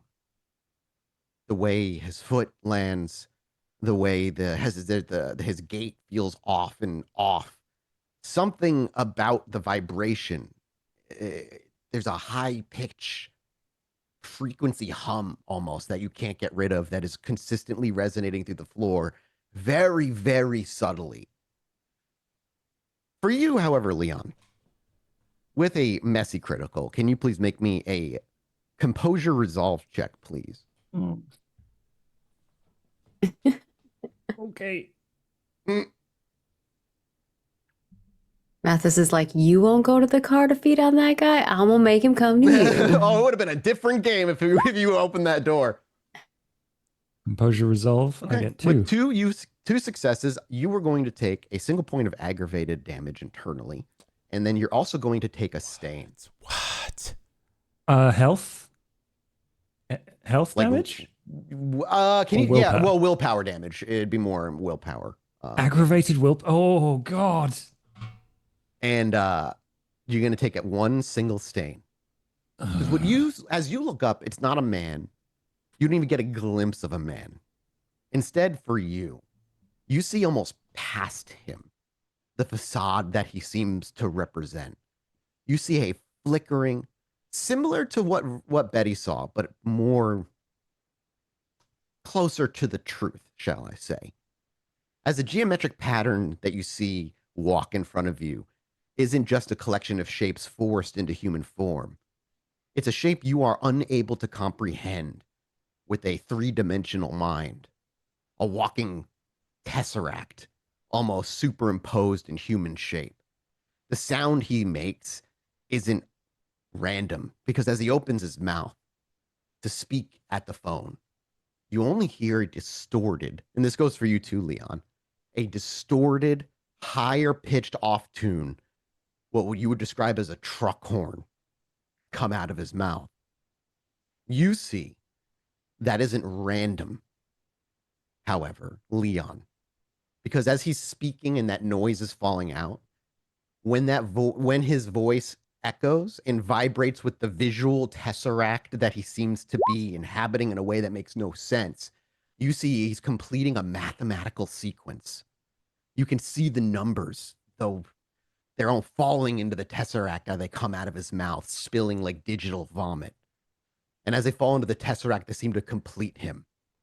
There's a moment where, Leon, you would see the waitress, Liz, having stopped mid-step, staring at him.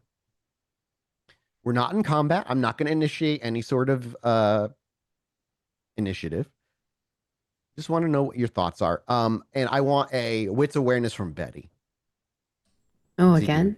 To see if you hear the noise he's making. So what is Liz doing exactly? She looks just terrified. She sees him as he's making a noise, like opening his mouth to make the noise, and she's just dead stopping, like staring at him. You can make me a wits insight if you want. You're the only one that's capable of doing it because he messy cradle to cold and he can't. However, David, just so you know, you just see the man. You just see a man there. You just feel the vibrations of something wrong. but you hear the weird voice that's coming out of his mouth. I mean, I stand by what I activate toughness. I roused for it and everything. Okay. You activate toughness. That's, again, we're not in an initiative. Sure. I just want to know what your reactions are. And with Betty, yeah, you would hear it be muted, but you would hear through the door the weird honking off-pitch noise. I think Betty kind of shakes her ear out a little.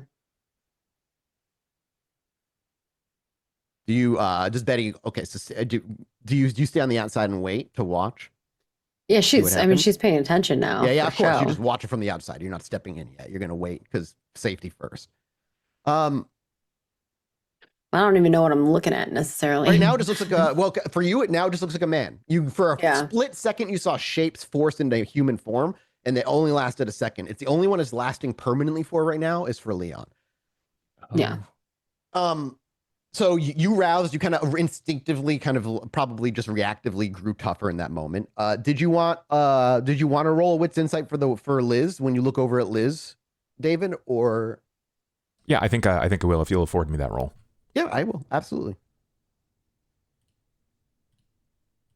You said wits insight. 3 successes. I would say with 3 successes is enough to recognize that you might see a flash of recognition on her face when looking at him. Not necessarily anything like that would tell what her relationship, if any, with him at all. Just that there's a moment where she like stops for a minute and seems to recognize him before she becomes terrified of the noise coming out of his mouth. And that noise only lasts about 3 seconds before it turns into a clicking, gurgling, muffled whisper. You soon see broth and then spittle fall out as he begins to whisper something. And I need a wits awareness from both of you on the inside. Sure. Okay. I would like to activate heightened senses if that will help me at all. I will. Yeah, I'll use a willpower. Ooh. Where did that? Oh, there it is. Unfortunate for everybody here. I got 2 successes. Bestial. Oh, you bestial failed. What's your compulsion, Josh? That's a great question. Leon's having some trouble today. Yeah, it's He a rough day is. for Leon. Messy, bestial. Well, he did just show up and get whisked away to curse- milkshakes. Yeah. I thought it was just gonna be a fun trip to the diner. I suffer. My curse comes to the front. I suffer a penalty equal to my character's bane severity to one of the dice pool types: physical, social, or mental, for the entire scene. And you will be taking that to your We mental. for decide scene. the type of penalty and the exact nature of the character's affliction. And I think what happens for Leon is that this fractals out into the rest of his reality.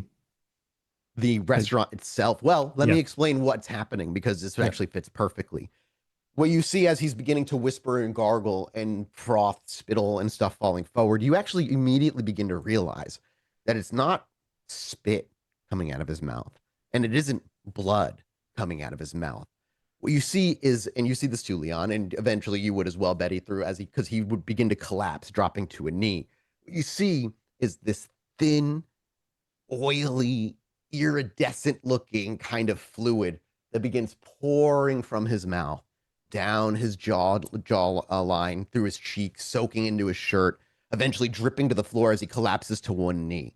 David, with your 2 successes, you would be able to hear not everything he said, but you would hear the words, the angles, they're wrong. And as he the fluid spills out for you, Leon, as that fluid makes contact with the ground itself begins to fractal. And as the fluid just pools around him, if for you it starts to fall grow out into the diner itself, consuming the floor, reaching the feet of people, and they start to kind of bend and snap in ways that are impossible. They're right, one of their arms snapping 90 degrees in the opposite direction while their jaw dislodges and shoots off to the left, looking like they're looking up and screaming in pain, like some abstract painting, except no noise makes its way out. And like you said, it begins to consume your entire reality. In this moment, Leon, you wouldn't be able to react. Betty, you would see this happen through the door, and obviously, David, you would as well. The waitress drops the coffee pot as it falls and shatters onto the ground, spilling hot coffee, and she books it for the back door. The other people in the restaurant, for that matter, seem to also be getting ready to fucking leave. However, their reaction isn't as immediate as hers. Oh man.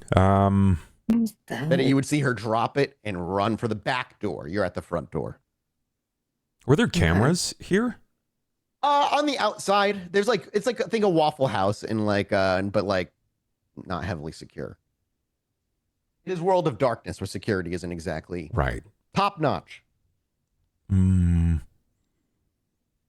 I think David just stands despite being in a booth. Even if that means that it like breaks or starts to flip the table, there's no sliding out. It just stands. And if he can just grab Leon in an effort to shield or provide coverage, he'll start walking him and Leon out of the building. Tell me, Mathis. Yeah. What would be the most daring and dangerous option for Bursting through the fucking front door and running by the guy and trying to stop the waitress, if that's like what you're trying to do? What is it you're trying to achieve? Because then you take the most dangerous route of achieving that goal. Okay. I think my goal is for us to not breach the masquerade. Obviously, my friends are already in trouble with the prince. Mm-hmm. So, specifically David. I don't know if Leon is involved in that because I wasn't told he was. So, making sure that David doesn't get in more trouble. And make sure my friends are okay. I think those are like the 3 objectives that she has in this, but I must, because of my tempting fate flaw that you just gave me last episode, I'm required to do the most daring and Not a flaw. This dangerous is your option. compulsion. My compulsion, yes. Yeah. Sorry. Once you act this out, it's over for now. Okay. Oh, cool. Yeah. It's not permanent. It's just you got to do it the next time the opportunity arises. Gotcha. Okay. Well, I think this is it. Yep. You would see David getting up from his booth, putting his arm around Leon. Leon, you would watch, and I asked this: have you quote unquote ever done mushrooms or any psychedelics in your life before? No, actually, All right. no. So when David reaches down to grab you, you look down and you see his arm, and you see it begin to fold in on itself. You see ripples of his skin not only become wave-like, but they become jagged, and they start falling into an abyss in his arm specifically. And it begins to climb up, and you see he himself starts becoming an impossible shape that is molded into human form. And as you look up to his eyes, it's just as his face is being consumed, and all you see is geometry. Oh, I've had fever dreams before. That sounds familiar. Fair enough. Close enough. But has Leon? Leon. How would Leon react to this? Well, this seems like one of he's not sure how much of this is real, so he is confused and untrusting, and he is angry about that. So I think there's just like this wrestling that he can't like resist the stone strength of David, but he is Give me a one wits awareness. Oh no. Okay.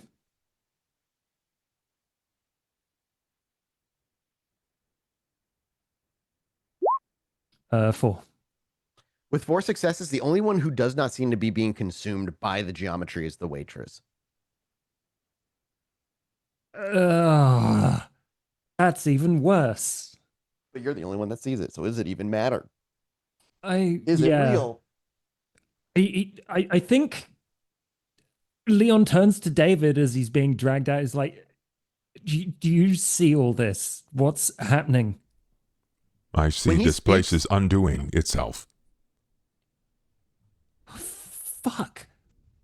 That's not supposed to be true. That oily liquid substance for you, David, is still spilling out from this center of him.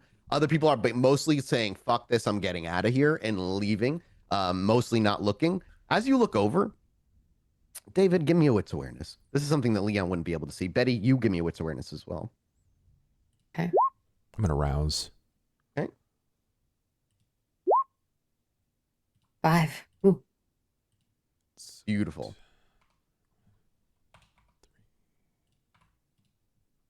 I have a feeling like I'm going to see all the things and then I'm going to fail at whatever I actually need to do.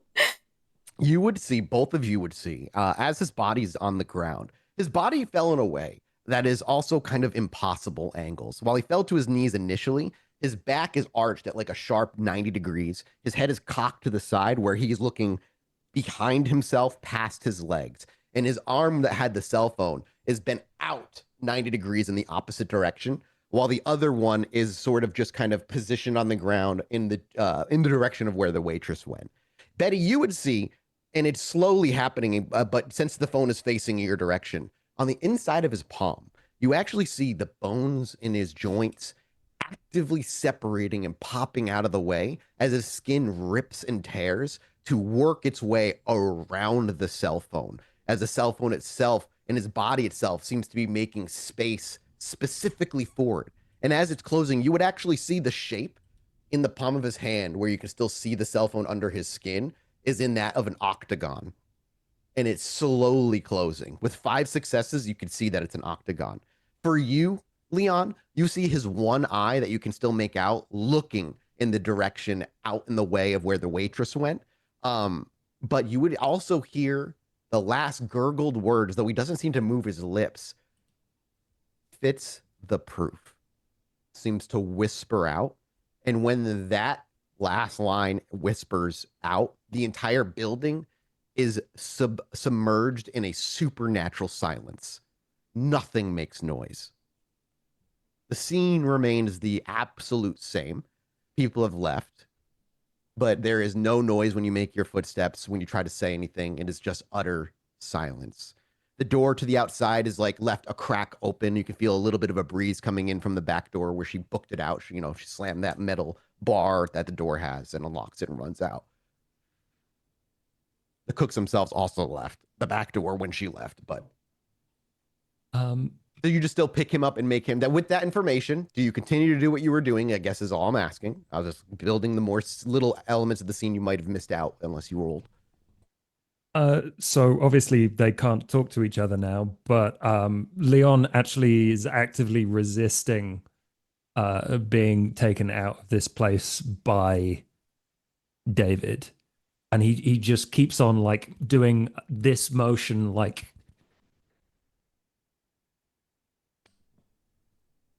Okay. Do you think David would understand what he's trying to communicate? What are you trying to communicate? So he's trying to communicate that he wants to get the phone. Okay. I mean, you could like walk over to the body and like just go to pick it up. Yeah. Again, everything's really fucking trippy right now for you. Oh yeah, Leon is not walking in a straight line, but the question is, does David let go? And you're not aware of what he's trying to tell you. I mean, what are the odds? Realistically, what are the odds that David would understand that? Low? Is there a roll that I can make? Something to Wits sort of insight. help? Wits insight. Got with it. your persuasion, dexterity persuasion? As you're like trying to mime the shit? Stop making me roll persuasion. You stop trying to persuade people. Got it. Okay, so... I mean, it's not a I'm terrible Will. If you roll think for there's a me. better roll for that, Josh, I'm down to. No, that is the perfect roll for that. Persuade Okay. or leader. He's trying to lead him to the. That's Maybe. not helpful. Yeah, just that. 2 successes yes, for me. Yep. Nothing. Nothing. Yeah, no. Not only can you not like you succeed in that he's trying to tell you something, but he's not even a single success. He's not even able to portray what the fuck he's trying to say. With my 7 successes, was I able to determine anything about the waitress? She just not didn't sure seem what- out of the ordinary.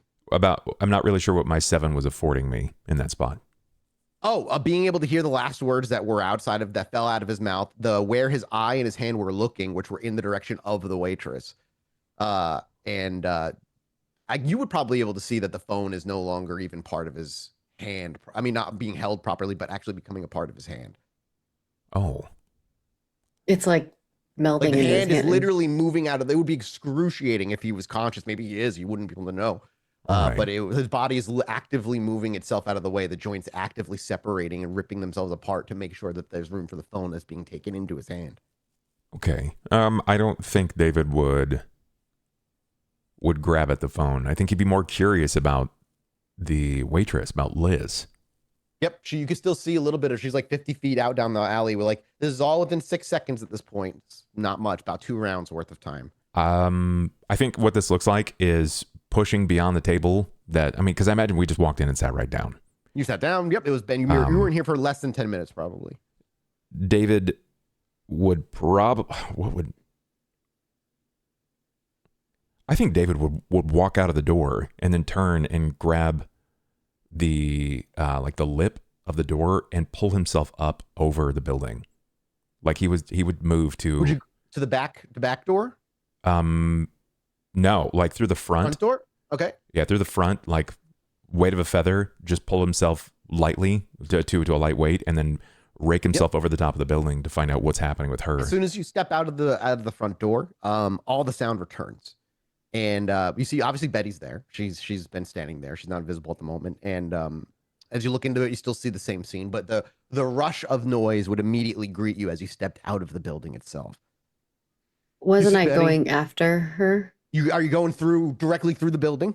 Or are you going to go? You would go the most careless route, which would be through the building. So yeah, as you're going through the front door, David stepping out the front door. And you would see Betty running in. And again, for the second time, or the first time for Josh, though, and Leon, Betty, I imagine you're not playing the part of gimpy old lady again, and you're actually using regular speed here and like running because she's running. Yeah. So you book it, you open the door, you would hear the silence fall over you. you'd run past Leon, who's like probably still trying to get his bearings as to what's going on here, and you slam open the back door and keep going. Just as David, you light up a feather, leap, claw your way to the ceiling of this one-story diner, and once you're on the top of the ceiling or top of the roof, rather, what do? Do you go to the back? No, David understands the impression that Janet's left upon him. So he is going to skin of the chameleon and take flight. Okay. We see the camera kind of pull back as a somewhat cloudy night sky and like a sliver of the moon still peeks through. David takes on the texture of you're gonna try and take on the texture of the night. Is what Yes. Are you still holding on to Leon, or did you let him go? No, Leon's still sitting in there. You run by Leon in the diner. For now, we'll see you flap your wings and take to the sky. And as the camera catches you go to the sky, it pans and blurs back down through the roof itself and out the back door. We're betting as you step out the back door, immediately, as you see, she's like 50 yards or so ahead of you. You step in, it's just a narrow alley with two brick buildings next to you. You would realize instantly that something isn't right without even having to make a roll. The brick walls themselves do not come off this brick. They're smooth, almost like a waxy kind of sheen to them. And the closer you look, the more you realize the bricks themselves seem to be flowing very, very slowly, like a river of like melted together, I guess brick is the best way to do it, but moving slowly like lava, almost gently moving in the current of where you're actually moving. You would see that the waitress is running past the dumpster as she is at this moment. You can make me a dexterity athletics check here. Okay. I'm going to rouse. Oof. Okay, 2 hunger at least is still not too bad, but yeah, 2d10 to this. Oh, I didn't do. Okay. So is that 4? Yeah, 4 successes. So with 4 successes, as she runs past the dumpster, just as you're coming up to the dumpster itself suddenly lurches up and slams forward across the alleyway, colliding with the brick wall. And just as it hits the brick wall, and what would make a loud clanging noise instead is a muted, warbling, distorted noise. And you watch as the dumpster, as it hits the wall, actually gets stuck to the wall and begins to slowly fuse with the wall. And as Betty is running down the alleyway, you dip around a couple of pieces of trash that launch out of it with the 4 successes, but like just jutting to the right as the dumpster lurches across the alleyway and began fusing with the wall. And I imagine you just keep running, turning to the right as you see it. David, as you fly into the sky, can you give me a wits awareness roll? Yeah, I can definitely do that.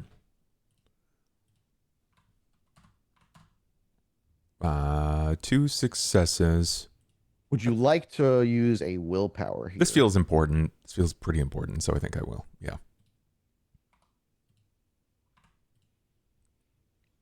Five successes. That's fantastic.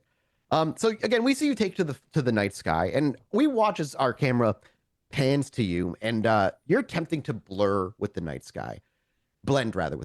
And there is an observable, shall we say, shadow that overtakes you, but you realize without touching something, it's a lot harder to make this work. And you never fully are like encompassed by a pitch darkness that would make you completely invisible. However, you are able to give yourself a shadow that would make anybody looking upward have a hard time seeing you, or more of a difficult time seeing you than they normally would. However, when you look up and you look out into the alleyway, it actually looks normal, with the exception of a faint flickering as you see Betty running by a dumpster. There seems to be a moment where there's like this weird, almost like an electrical fault kind of distortion, where you see the dumpster into the wall and then back in its normal place where it seems to stay. You see Betty quickly dive around it and give chase, not too far behind Liz at this point. So then am I seeing like some sort of like maybe like time dilation, or is this like, is it playing out like it's a cinematic experience?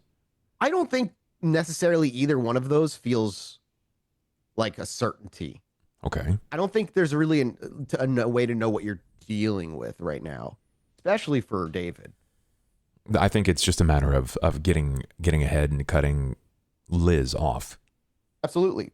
So you can see you're going to cut to the end of the other alley because it's like she went straight and then took a right, which will lead out to the street. So you're going to go ahead, where our buddy's going to come around behind.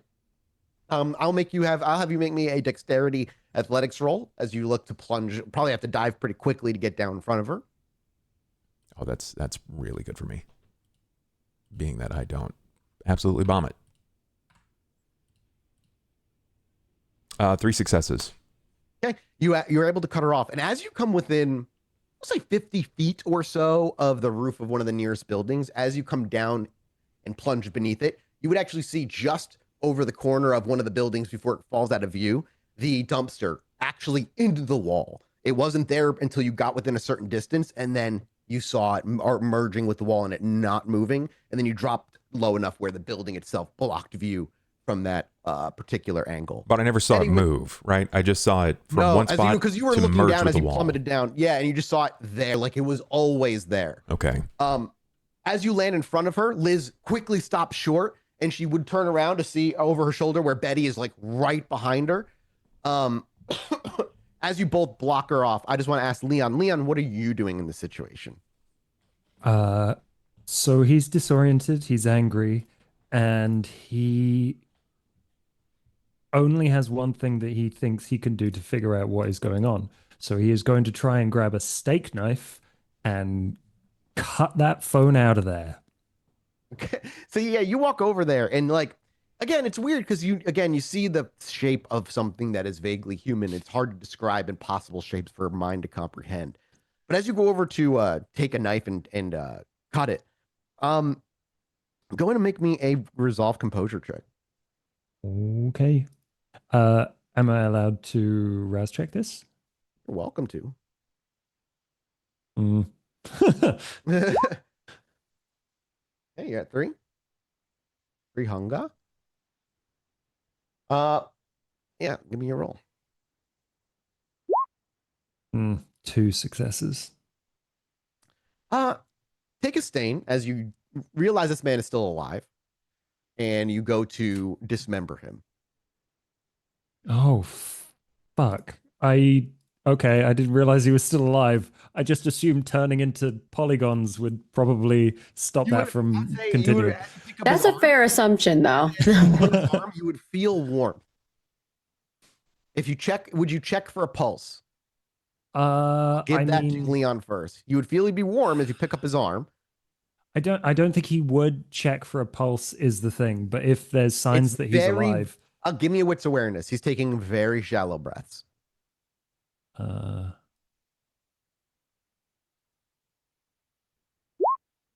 Oh, messy critical. Okay. I mean, you absolutely can pick up the short, shallow breaths. Oh, I have a few ideas. Oh no. What makes the most sense here? I think suddenly you blink and everything is back the way it was. There's no body on the floor. There's no man standing here. David's not there. The construction workers are back in their seat. There's a couple of chefs, but the waitress isn't here. But everything is normal. Whew. It's fine. It's fine. This happens all the time. I should have known. I look at the steak knife in my hand. Yep. You don't see anybody on the floor in front of you. I like tentatively poke the floor in front of me, but I'm like, oh God. Oh, I've embarrassed David. Did he run off? Hey, construction dudes, did you see where David went? And as you ask them, they both look over and be like, who? No, one of them just shakes their head. They just shake their head, and one goes back to taking a big bite of French toast. Oh, I should get The milkshakes. I should get the milkshakes. You see, And two then- of them have been finished and put on the ready counter, but the other two are still missing. I can put these in the car. And then I'll come back for the others. You grab them, make your way out the Grab front them door. and walk As you out step the out the front door. door, camera hard cuts back to where David and Betty are, both on flanking each side of the waitress Liz. As she looks back and forth, and she's like, "I don't understand. I don't know what's happening. I don't know what's happening. I just know." And she kind of cuts herself short. Did the two of you say anything? What do I you just do? leap and Okay, you just bite her, and as you bite her, go ahead and feed. You're not at 4, Okay. right? no, I'm at 2. Okay, you're just gonna feed 1, Yeah, and she goes, "I don't." just to chill her out. Yeah, no. As soon You know. as you bite her and you drink 1, she goes, "I don't really." And her eyes roll back in her head, and she just goes really limp. As you drink, David, behind you, the wall itself begins folding space itself in on you, over you. And the floor beneath you begins to try and almost reform. Just as you take your first point of hunger, I need you both to make me a wits athletics check. What is that? Can I rouse for that or no? Yeah, absolutely. Yeah, you can. This rouse sounds for like a anything you want. reaction to me. Yes, it is a reaction, but rouse. It's a yeah, reflex save. Kind of reflexy a little bit. Uh, Not wrong. Can I re-roll one of those? You can re-roll I got one with a willpower. if you 3 want. successes. I am looking for various numbers. Oh God, awful. Okay. So just 1 for Betty. David, with 3, you actually succeed. The ground itself is, like I said, kind of falling in and folding in and of itself, and your feet are getting quickly caught up. But the rhythm and the vibration of the stone beneath you is still there. You still almost feel more at home on the stone itself than almost anywhere else. And you're able to, still with light as a feather on, able to move and get your feet out of the way and move high enough as your feet don't get trapped. But Betty, one of your feet not only get folded in, but briefly fused with the ground as the ground and the concrete turns to a perfect, smooth square once your foot falls in. And then it solidifies, churning again and then stopping with one of her feet fused into the actual ground itself. Makes sense. I went and bit her, so This now feels You watch, but as you would also watch as that's happening, the waitress herself on the ground completely gets folded in by the ground. She doesn't get a save. did I She's- like fall to the ground? Nope, you don't fall to the ground, but because it's folding you in, you wouldn't be able to hold on to her. Oh, You would have to give up your with the athletics, but also you would be further in than you are right now, even without failing. You can if you mean- want. I'm okay with that with my current situation. I'm gonna fold this into that. Well, if you're going to do that, then you would be able to stop her fully going folded in, but you would be sealed in from the waist down. Yeah, I'm done with that. Let's do it. You would see, so basically, we're redoing that scene. You would see the unconscious waitress start getting folded up into the ground by the actual reality itself warping. Just as Betty is like realizing she has a choice. She can wiggle free or she cannot. And she chooses to not, so she can get her arms around Liz and try to keep her above the rock. And while you can't keep her completely above it, you keep her enough where her head, chest, and arms with with just her kneecaps are popping through. But the smooth stone has you completely encompassed at this point. I think David realizes that this is moving where he is. Right? Like this is his perception is it was inside, and then while he was flying above, he witnessed the can, and then when he touched down, it's happening again near him. But it was happening to Betty without you there. She saw the Right. bricks moving. He doesn't know that though. Right, correct. He's So not sure for crazy David aware of then, that. yeah, then he may think that he may think this is happening to him. All his fault. Yeah. I think based on what's happening, I think David thinks that someone is trying to send a message Okay. or communicate to him, and I think he'll probably talk back into this sort of like abject fractaling terror that's occurring, because I don't think he knows any better, and fear is not something that he is. He's afraid for people. He's not afraid for himself, if that makes Okay. sense.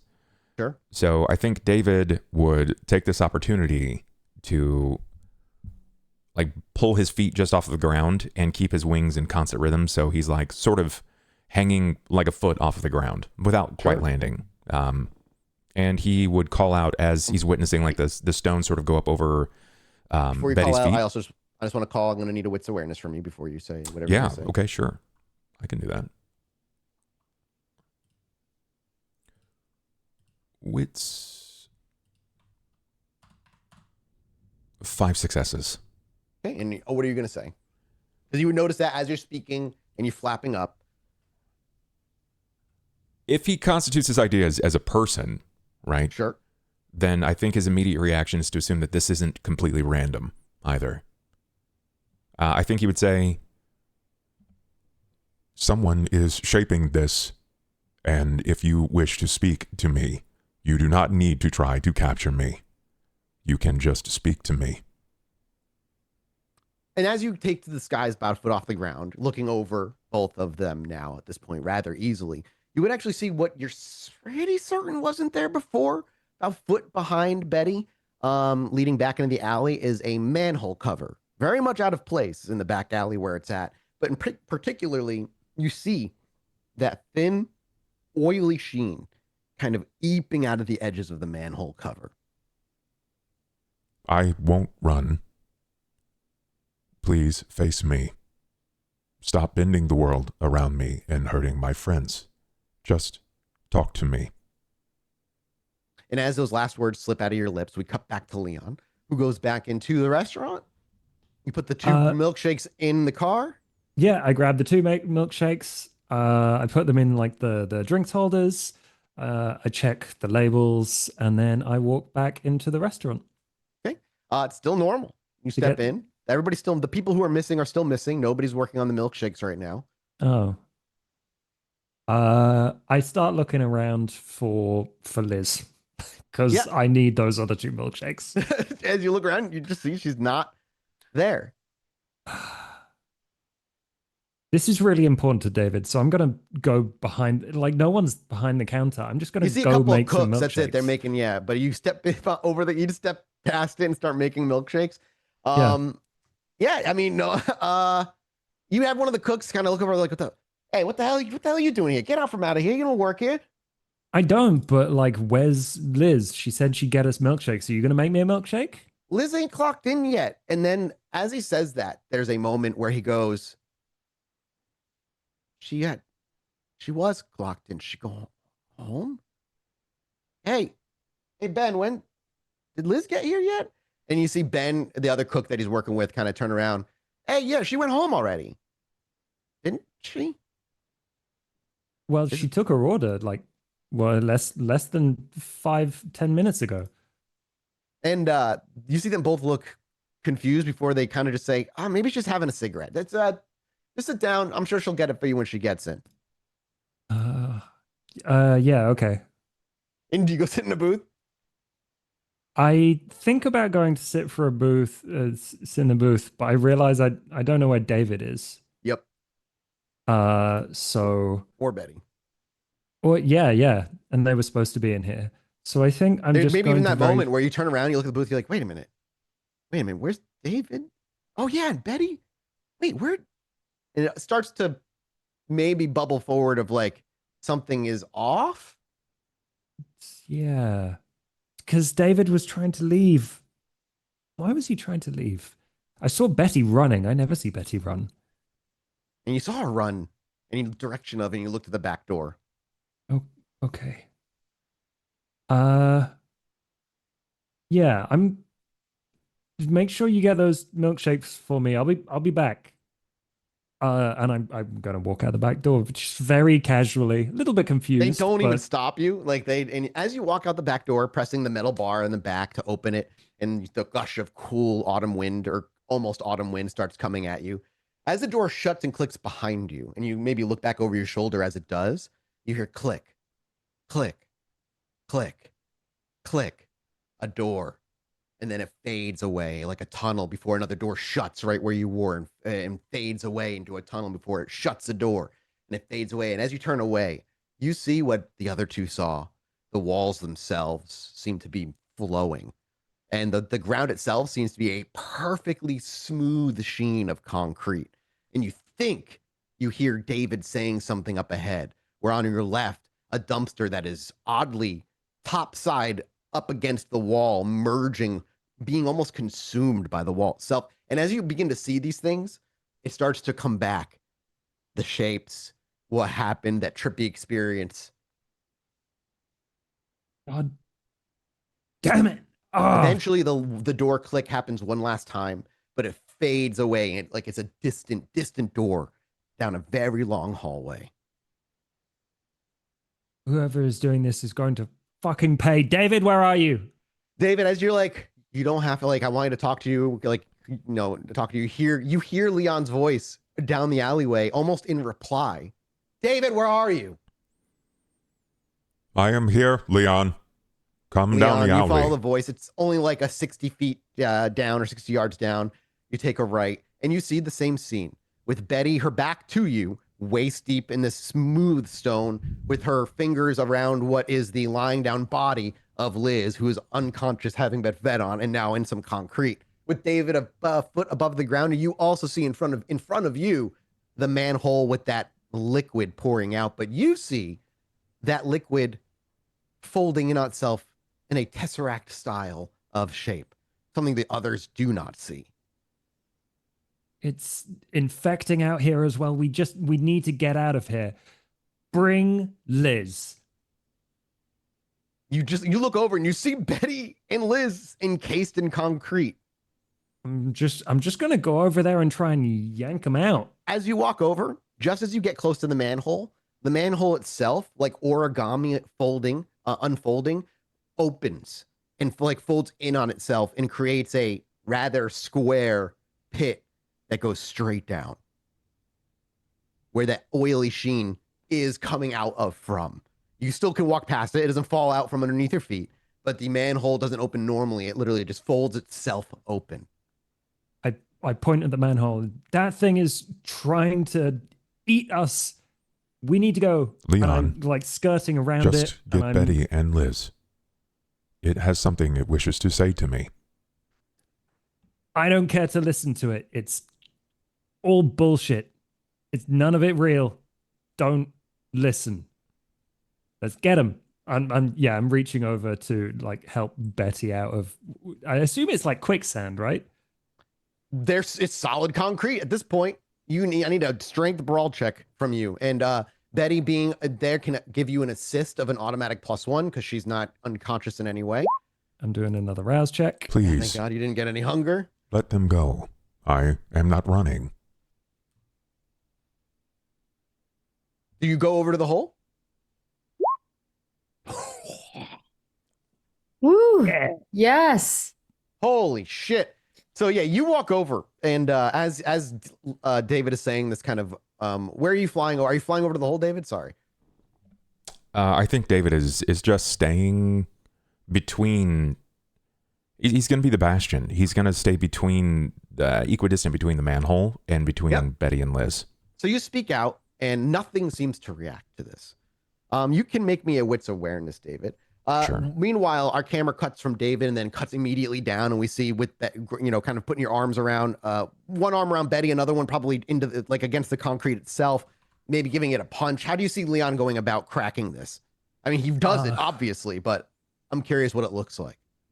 I think it's just pure blood-fueled rage at this point. He stares Betty in the eye and like tries to like leverage under her arm and one arm round Liz and just kind of plants himself. And instead of trying to break the concrete, he snaps the bits around them and then just yanks them out.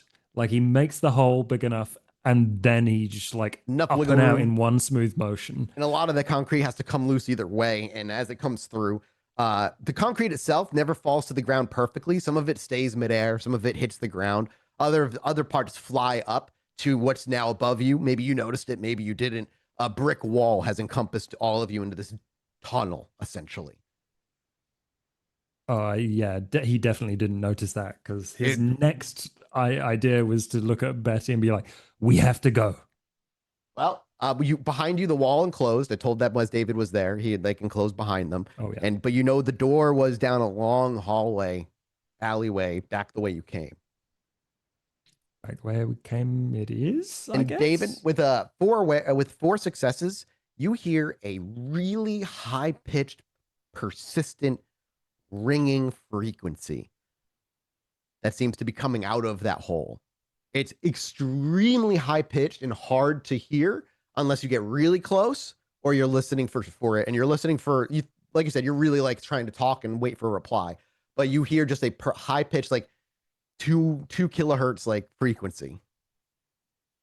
I think he's going to take the Janet approach to this, which is that if it's not willing to speak in a language that he speaks or that he understands, then he's not going to afford it any more time. Sure. So he probably says that when you are no longer afraid of talking to me so that I may understand, then we can speak. Do not hurt my friends. You will regret that. And he'll turn to the rest of them and keep being the bastion. Like he'll kind of pat her back with his wings. And is she still stuck in the stone? Is she still stuck in the concrete? No, Leon succeeded with like 7 successes. He pulled us both out. 9 successes. 9 successes. Okay. Yeah, he Got got it. them out. Then The concrete never attempted to swallow them while it was happening. They broke them free, and that was it. You are completely encased in a tunnel, but there was a door. Leon seems to be heading back that way with Betty and Liz. I'll touch down and let them go ahead while keeping as protection. Yep. As you touch down, the ground itself doesn't seem to do anything in response. Sure. And as you turn to begin walking down that alleyway, how long are you willing to walk before you realize the door doesn't get any closer? Not long. Maybe like 30 seconds. 30 seconds pass. Reminds you of one of those fucking annoying ass indie horror games that never end. It's just like, oh, there's another never ending hallway. God knows you've seen plenty of those, Leon. Oh shit. How'd you know that was next? And it begins to twist. And then a smiling face rushes at you out of nowhere for no reason at all. Matt, can I convene with the stone?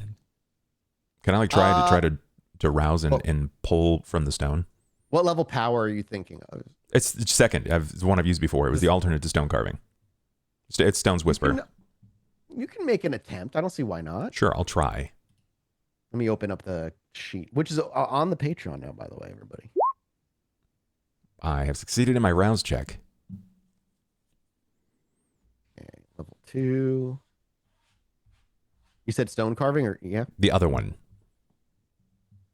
That's Should be. Oh yeah, Stone's Whisper. Yeah, Stone's Whisper. Yeah.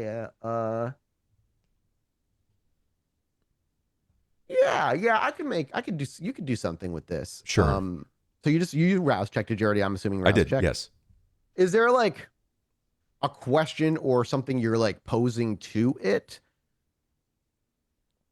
I'm seeing if there is an echo for exit. So let me for those who don't know, we have some homebrew stuff, but like you can ask questions depending on how many successes you roll. But like what'd you say, bub? I'm looking for some sort of like echo to exit, or of like freedom, or where there might be an echo of like exasperation or relief, something that would feel like a sign of freeing oneself. Or honestly, I'm just going to hear whatever it tries to communicate to me. I would say the thing that you get in return is not maybe what you were hoping for, or really an answer to your intent.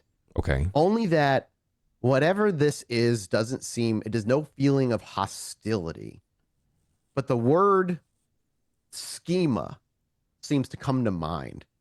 And this high-pitched frequency you're hearing almost feels like a song of some kind. That's all you can really get when you feel the actual pulsations and the gentle vibrations that only you can feel coming through the stone. The high-pitched frequency that seems to vibrate through it. When you feel the stone itself, there's actually a rhythm. It's not just an actual one single high-pitched note. there's a subtle rhythm to it that can only be felt when you're really listening and feeling for it, and you can feel it. And now that you hear it, you don't think necessarily that this high pitched thing was actually any sort of active communication. It feels like it's more of, like I said, the word song kind of comes to mind when you can feel the rhythm underneath it. Is there a way that I might be able to try to tie this rhythm or this pitch or whatever I'm feeling communicated through the sound to the Hagia Sophia? You can try. I'd be down to try. It's I when you said guess- schema, right? Like what we were Yeah, able yeah. to find out what that year was. That was either the year that the Hagia Sophia was finished or it was destroyed. Sure. And this, if it's finished, and schema is important for a building that's being finished. That like it's a schematic. So we're looking at a blueprint of some sort, and For sure. that seems relative or I important. will say, how about this? I'll give you not directly to the Hagia Sophia, but the word blueprint seems to resonate really, really well with you. And when that almost like you kind of like, oh, hold on, it's like this song and this thing seems to be almost a blueprint. Wait, is this like mathematics in some kind? Right. And you immediately have the feeling, oh, we don't belong. We don't belong. Something about this song, you feel discordant Discordant. with the song itself. When you say we, I mean kindred. you mean kindred. You're not talking about her. Yes, that does not her necessarily. Okay. So it wants And it's definitely coming from deeper. her. Okay. I think David would say that. I think he would look to them. We are not what it seeks. It wishes to have Liz. You can't have her. We will be stuck here, I think, until it collects Liz. Well, what does it want with her? And then I think because Betty's been holding on to her, Betty like looks at her like in the eyes and says, What does it want with you? And she's just like, she just like can barely talk. When you Betty slaps her. said that it started to touch my feet, you said it felt like home, like it was comfortable to David. Yeah, the idea of what I guess I maybe worded that incorrectly, but the idea of like feeling through the stone feels like the thing you're meant to do. You being able to feel these resonations feels like home. Not that this feels like home. That is not what I meant by any stretch. Then I want to go back to the sound. Yep. You follow the sound back to where the manhole, which unfolded itself, seems to be emanating out of. And is it still folding that liquid? Like, is it still kind of like pluming up from the manhole itself? Yeah, it's not like filled with liquid, but there's like traces of it on the walls that seem to be flowing upward. It's still a pretty empty hole straight down. David's not unfamiliar with stone shaping, and this has shaped the stone around him. So I think he's going to peel back the next layer, Mathis. I think David probably maneuvers the manhole cover. Okay. And you're going to head down. Like I Yeah. said, the manhole cover itself, when you approach it, folds open like origami, as though the manhole cover was never even real. And there's just this hole that falls straight down. And David, do you let the other two know? No, I don't think he says that he is going. I think they just see him turn. Okay. What would Leon and Betty do? Because Leon's like, this is Where pointless. are you going, So you David? walk around the corner, you probably follow him, and you'd see him just go into the hole. It's the only way. I have. So Leon is in a weird place where he doesn't know where he is and he needs direction. And nothing makes sense. Not the code remembers for direction here. No. So he is going to reach out across the Malkavian cobweb and just ask, where do I go? Okay. Are you using anything in particular, like a ability? It is a law sheet advantage where This is new for everybody, so tell everybody what it does. This is all new. yeah, I mean it's new for Leon as well. It's like he knows it's there, but he doesn't want to touch it, kind of thing. His voice is one of the strongest on the cobweb, and he can hold more involved conversations with Malkavians in my city. There is a part to it where I can initiate a call and like have a gathering of Malkavians. That's not what he wants to do, but he does want to have an involved conversation with Malkavians across the city. Okay. Whoever is listening Do you right need to now, make a he rouse check doesn't for care. this? No. Okay. It is. I So think we'll it say is- you need to take a round or two. Yeah. If you need to like close your eyes, because I am going to need you to make me a roll in a minute. Because as you attempt to like touch upon the web, there's a moment where you realize there's something in the way. As soon as you open your mind, you feel something trying to push and pour its way into you.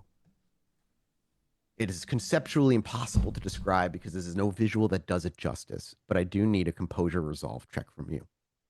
Uh-oh. I'm really good at these. Betty, are you following him down the hole? I think Betty's in between where David is and where Leon is, and she's like holding Liz, and she's like shouting to David, like, where are you going? And then to Leon, like, This isn't the time for daydreaming. as he's like closing his eyes.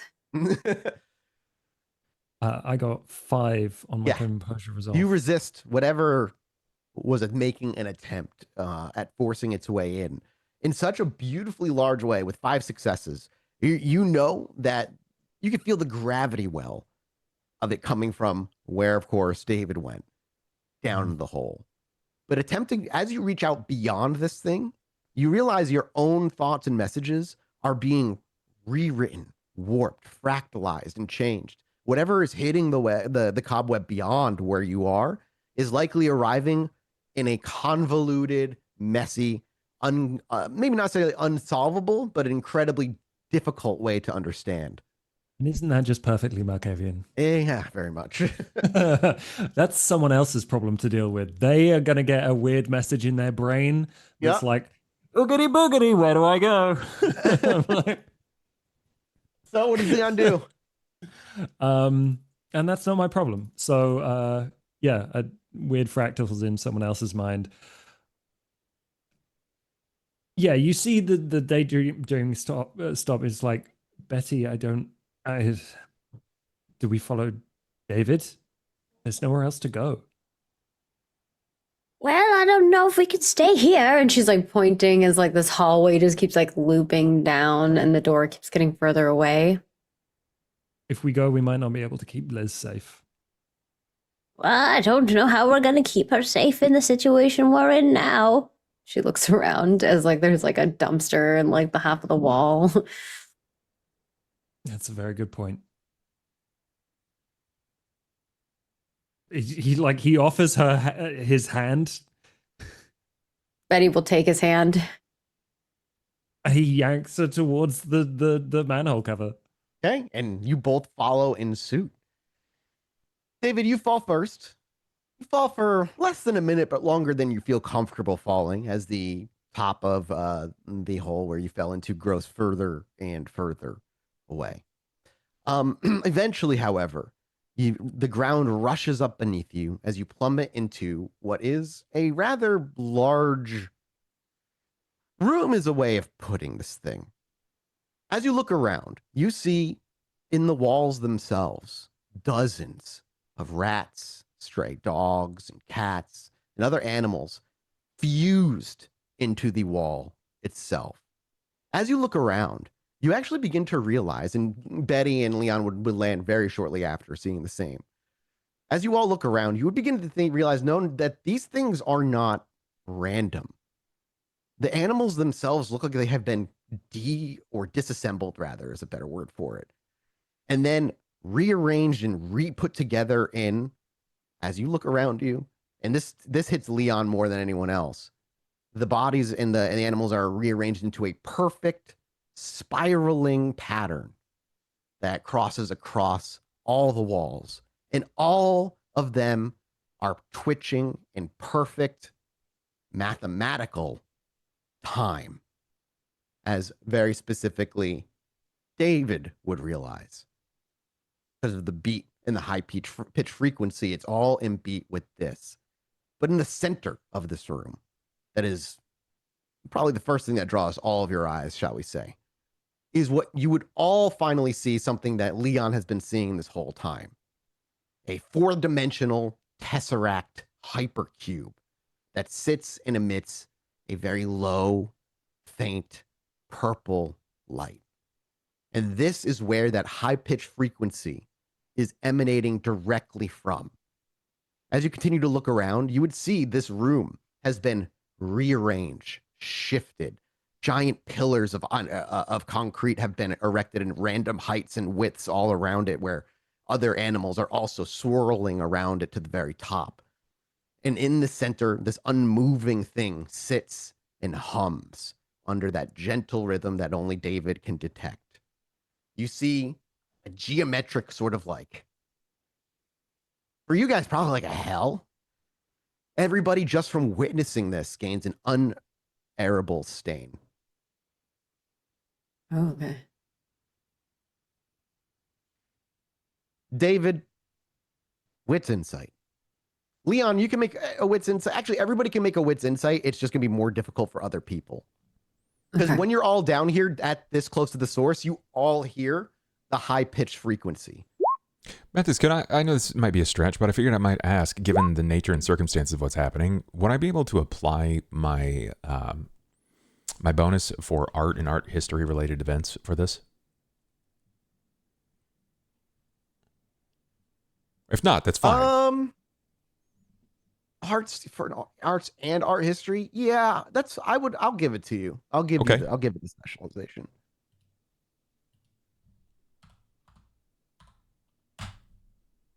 I have 8 with a messy critical. You realize with a messy critical, what is we haven't figured out your compulsion yet. That's right. Correct.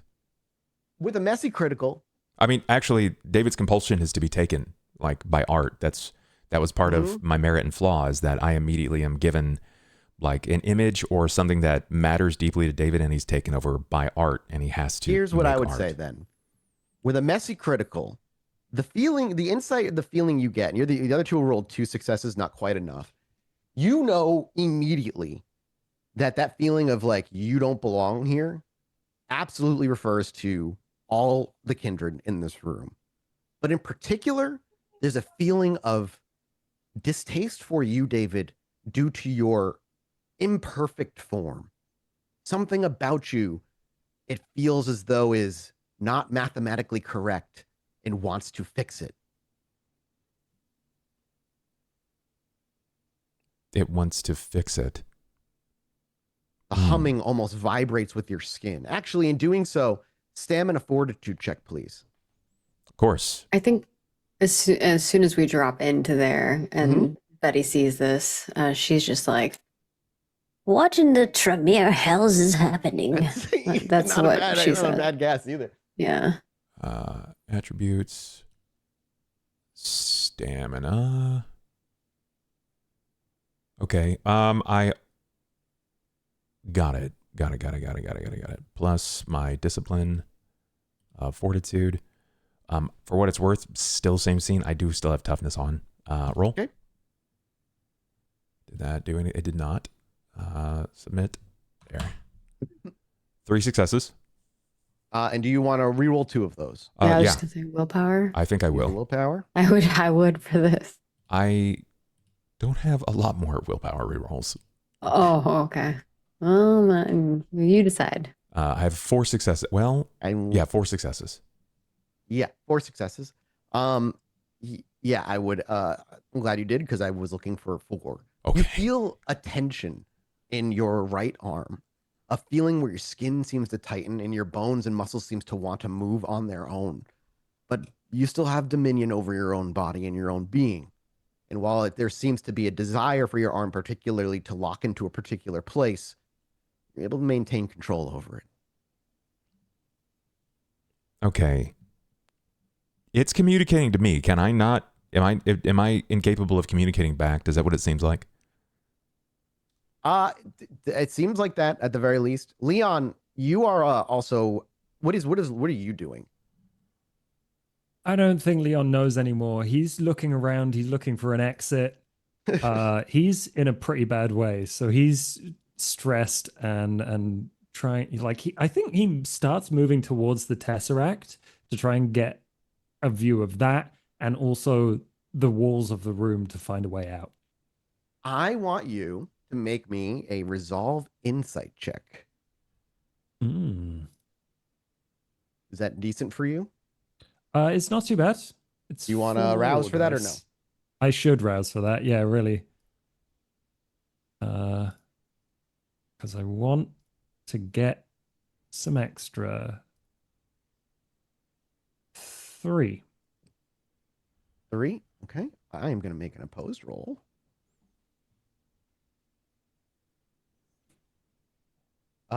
Did you want to willpower that? I'm sorry. Did I ask that already? Yeah, I think I will. Okay, do that first. Not to do with anything you said or anything, 5. but yeah. Yeah. Yeah, that's 4 now. 3. I only rolled 3, so pretty damn good. David, as you're like realizing, like you're speaking to it, you feel like you're trying to communicate, and it's just not talking back. Betty's, and did you guys leave, by the way, her upstairs? Liz No, upstairs? I'm holding. Oh, Wait, okay, took her she's with. holding Liz there. Yeah. And you see Leon wordlessly walking up to the hypercube, something that is impossible to behold. And you hear that high-pitched frequency as well. Even if you don't feel the music underneath it, the rhythm of it all, you actually listen to it. And that message you put out into the Malkavian web seems to have an answer. But you're not sure if it's coming from other Malkavians, your own mind, or if this thing's answering you in a way that, wait, you suddenly understand. Speaking into you in a way that makes no sense. It is a song, but it's a mathematical song. It's a song of blueprint, a logical order it is imposing on the general local area. And you, being kindred, are discordant to that song. Not to be here. But you see the numbers that run through. Music is math and math is programming, and well, you know programming pretty well. One of the best things you can do with having beaten the roll against them, this thing, or them is not even really the right word for that, is that you can maybe somehow, you're not quite sure how, introduce a mathematical paradox to it. You might be able to break the song. But you don't know how you would go about doing that. Or at least I leave that in your hands. I think if I break the song, I can break what it's doing to the world here. I don't know if that will get us out, but it's the best I've got, David. Well, get to breaking. It's trying to change me. It's compelling my body to change, saying that I am not perfect. Well, you're perfectly imperfect, so don't do whatever it's telling you to do. I have control for now, but I don't know for how much longer. But I believe it's trying to talk to me specifically. Oh, is there a way that as far as you know, like you would take Leon, is like it's rewriting reality. Something with reality it perceives. It's like what the song is. Oh God, I feel like such a cliche. It's trying to sing a different reality. I don't know what that means, but that's what it feels like. Can you change that? I've seen you carve an emotion into a wall. Can you break us a door out of here? Mathis, given my compulsion, realistically, if I'm being David here, I don't know if David would want to leave. Yeah, David that's will absolutely see very possible. The puzzle in front of him, and part of his compulsion is like solving it. It's finding its form that it's supposed to be. But this is like a Junji Ito experience, right? Like this hole is my hole, right? Like it's David shaped, and he thinks that this box might be very similar in that vibe. So can David shape the song from the shape? Can I change it? Can I change the shape of the cube? Okay, I was gonna say you may make an attempt at trying to reshape the cube itself. Yeah. Which is again an impossibility of a cube inside cube folding in on itself in an infinite reality that sits on a higher dimension that your brains can understand. But yes, you can try a strength. I would say a strength potence roll here. Can do you want I to do like a straight potence, or do you want to do like you want to try and like use craft? Sculpt. I want to sculpt. Yeah, I give that. Here it is. This is what it is. Because I'm gonna make a roll in return. I want a stone carve. I feel like I'm gonna need my stone carving. Can I utilize my discipline of stone carving on this? Yo, the thing is, it's a hypercube, but not stone. Oh, I know, but David is working in sort of like metaphysical and like it's part of his reality, right? Like whatever his reality is about shaping it into a reality that he can tangentially touch. I will. And you want to what? You want to say that again? You want to stone carving? I want to use. I want to shape his hands into the tools that he would need to make this into its form that he believes it desires. Yes, but I will want you to spend a willpower to do it. I'm happy to. I only have one willpower point left that I can use. All right, you're going to go exhausted. I have one left. No, I mean after this, I have one after this. So I'll use my willpower. Okay.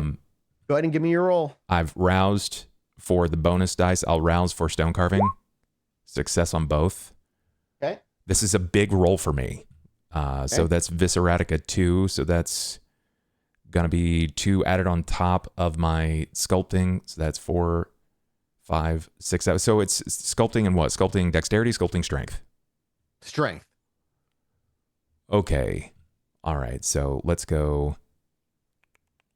Yeah, this is a massive. This might be the biggest roll I've had since like Ollie at his height. All right. So craft, strength plus 4. Submit. I will exhaust myself. Okay. Give me 3 more. No criticals in there. Oh, man, it'd be so good if I could just smash this. I have 6 successes. Okay. 1, 2, 3, 4, 5, 6. I think I rolled 7 successes with the crit. Well, doesn't it become plus 1 more? 1, 2, 3, 4, 5. And then 10 adds 1 more. So double 10 1, 2, becomes 3 3, successes? 3. Wait, 1, because I have 6. 6 is a success. 6, 7, 10, 6. 10.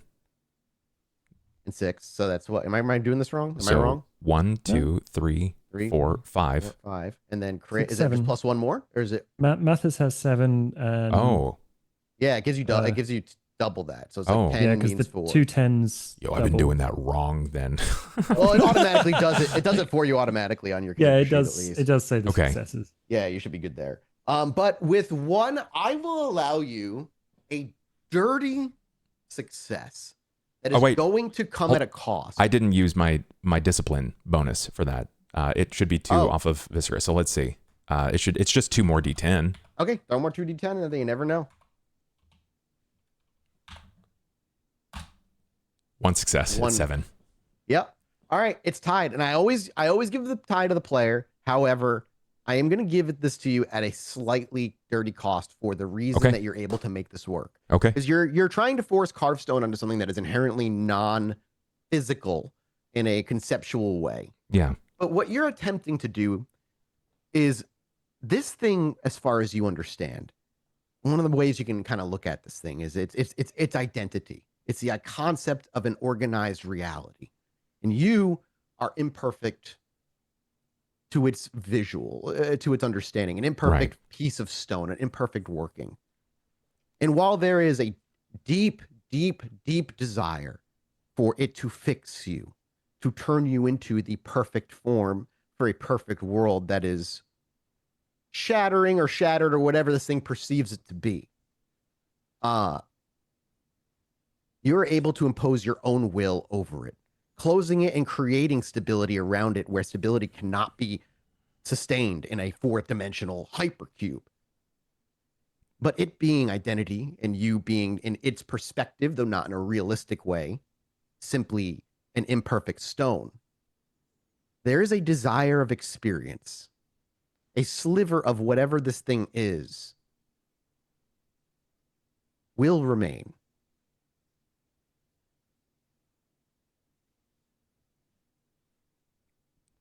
Will remain. I'm waiting on the. What does that mean? You'll find out. There is just a feeling of you did not. This is ending, and that didn't feel like it was a completely clean solution. Did you want it to end, or did David want to stay? You were trying to shape this thing, impose your own creative vision for whatever it may be on something that cannot subsist in a physically stable 3-dimensional form. You're trying to impose something that it cannot be onto itself, in itself ending itself. In a way, Leon, he's imposing a paradox onto it like you would have done through the song. Oh, yeah. Imposing a paradox on this thing. And in doing so, in this way where you force the paradox, a physical paradox onto this thing, a piece of it, out of curiosity of your ability to even do it, or at least that's the feeling you get. There's not really a human intelligence behind this thing in the way that you understand. All you know is a piece of it, whatever this thing is, stayed behind. You don't know if that means here. You don't know if that means with you. Because when you finally finish shaping it, what is there is an old brick wall. And when you turn around, none of the animals, at least none are visibly alive, all having fallen to the ground.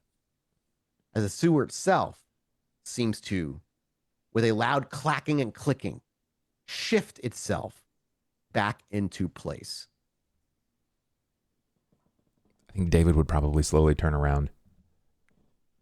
Leon, you would know what he did. You would understand that he imposed a paradox onto this thing the same way, in a way you would have, just differently than you would have done it. I have made a way for us to leave. Well, then we best get going. And Betty will kind of shuffle and drag Liz along. Betty's sitting there like, what the fuck? Yeah. David, Well, a little bit amused, a little like, I want to get out of here. I don't changed think it? that it is entirely gone, and I think that it will be with me. Yes. Well, It should I have been don't like broken. You should that. have broken it. You should have fixed it into something new, Why? something solid. Why? Because it doesn't belong here. It doesn't like us. Why do you want that to stick around? Because I do not belong here, and I am not like you, and you did not wish to break me. And that is not wrong, Leon. If it is still around, if it comes for me, I will break it. Some things just desire to be heard. And it was talking. It was singing that we were wrong. It was singing that you were wrong. It doesn't like us. It doesn't have to like me to understand me. But according to you, Can we Janet. continue this conversation not here? and even to Betty, we are wrong to everyone. Oh, I'm wrong to many people. Nothing new here. Nothing new here. Yes, you are, Betty. Like, let's get out of here. You make your way out the manhole cover, where it's just a manhole cover now. And as our camera lingers at foot level, right at ground level, as you walk away, and the four of you really kind of walk out of focus. In focus, just in frame, is the manhole cover. And we see a single little strand of thin, iridescent liquid eep out the corner of it. And we'll cut to black. And we'll be back next week with a brand new episode, everybody. Well, We're just collecting people at this point. Now we've got like 3 Oh, you people. know. Who knows what she'll even remember? It's true. Yeah. I have we got an after theory. show. We gotta go. We got an after show to go do. That's all we'll say. And I'm excited to talk about it. So thank you guys so much for supporting us and watching us here. Hope you guys enjoyed. We'll have the VOD up on our YouTube channel at youtube.com/podbynight as soon as we can. And we'll have this after show up in a couple of days as always. Thank you again. Bye. bye Thanks, guys. everyone. Bye. Don't get eaten by a manhole.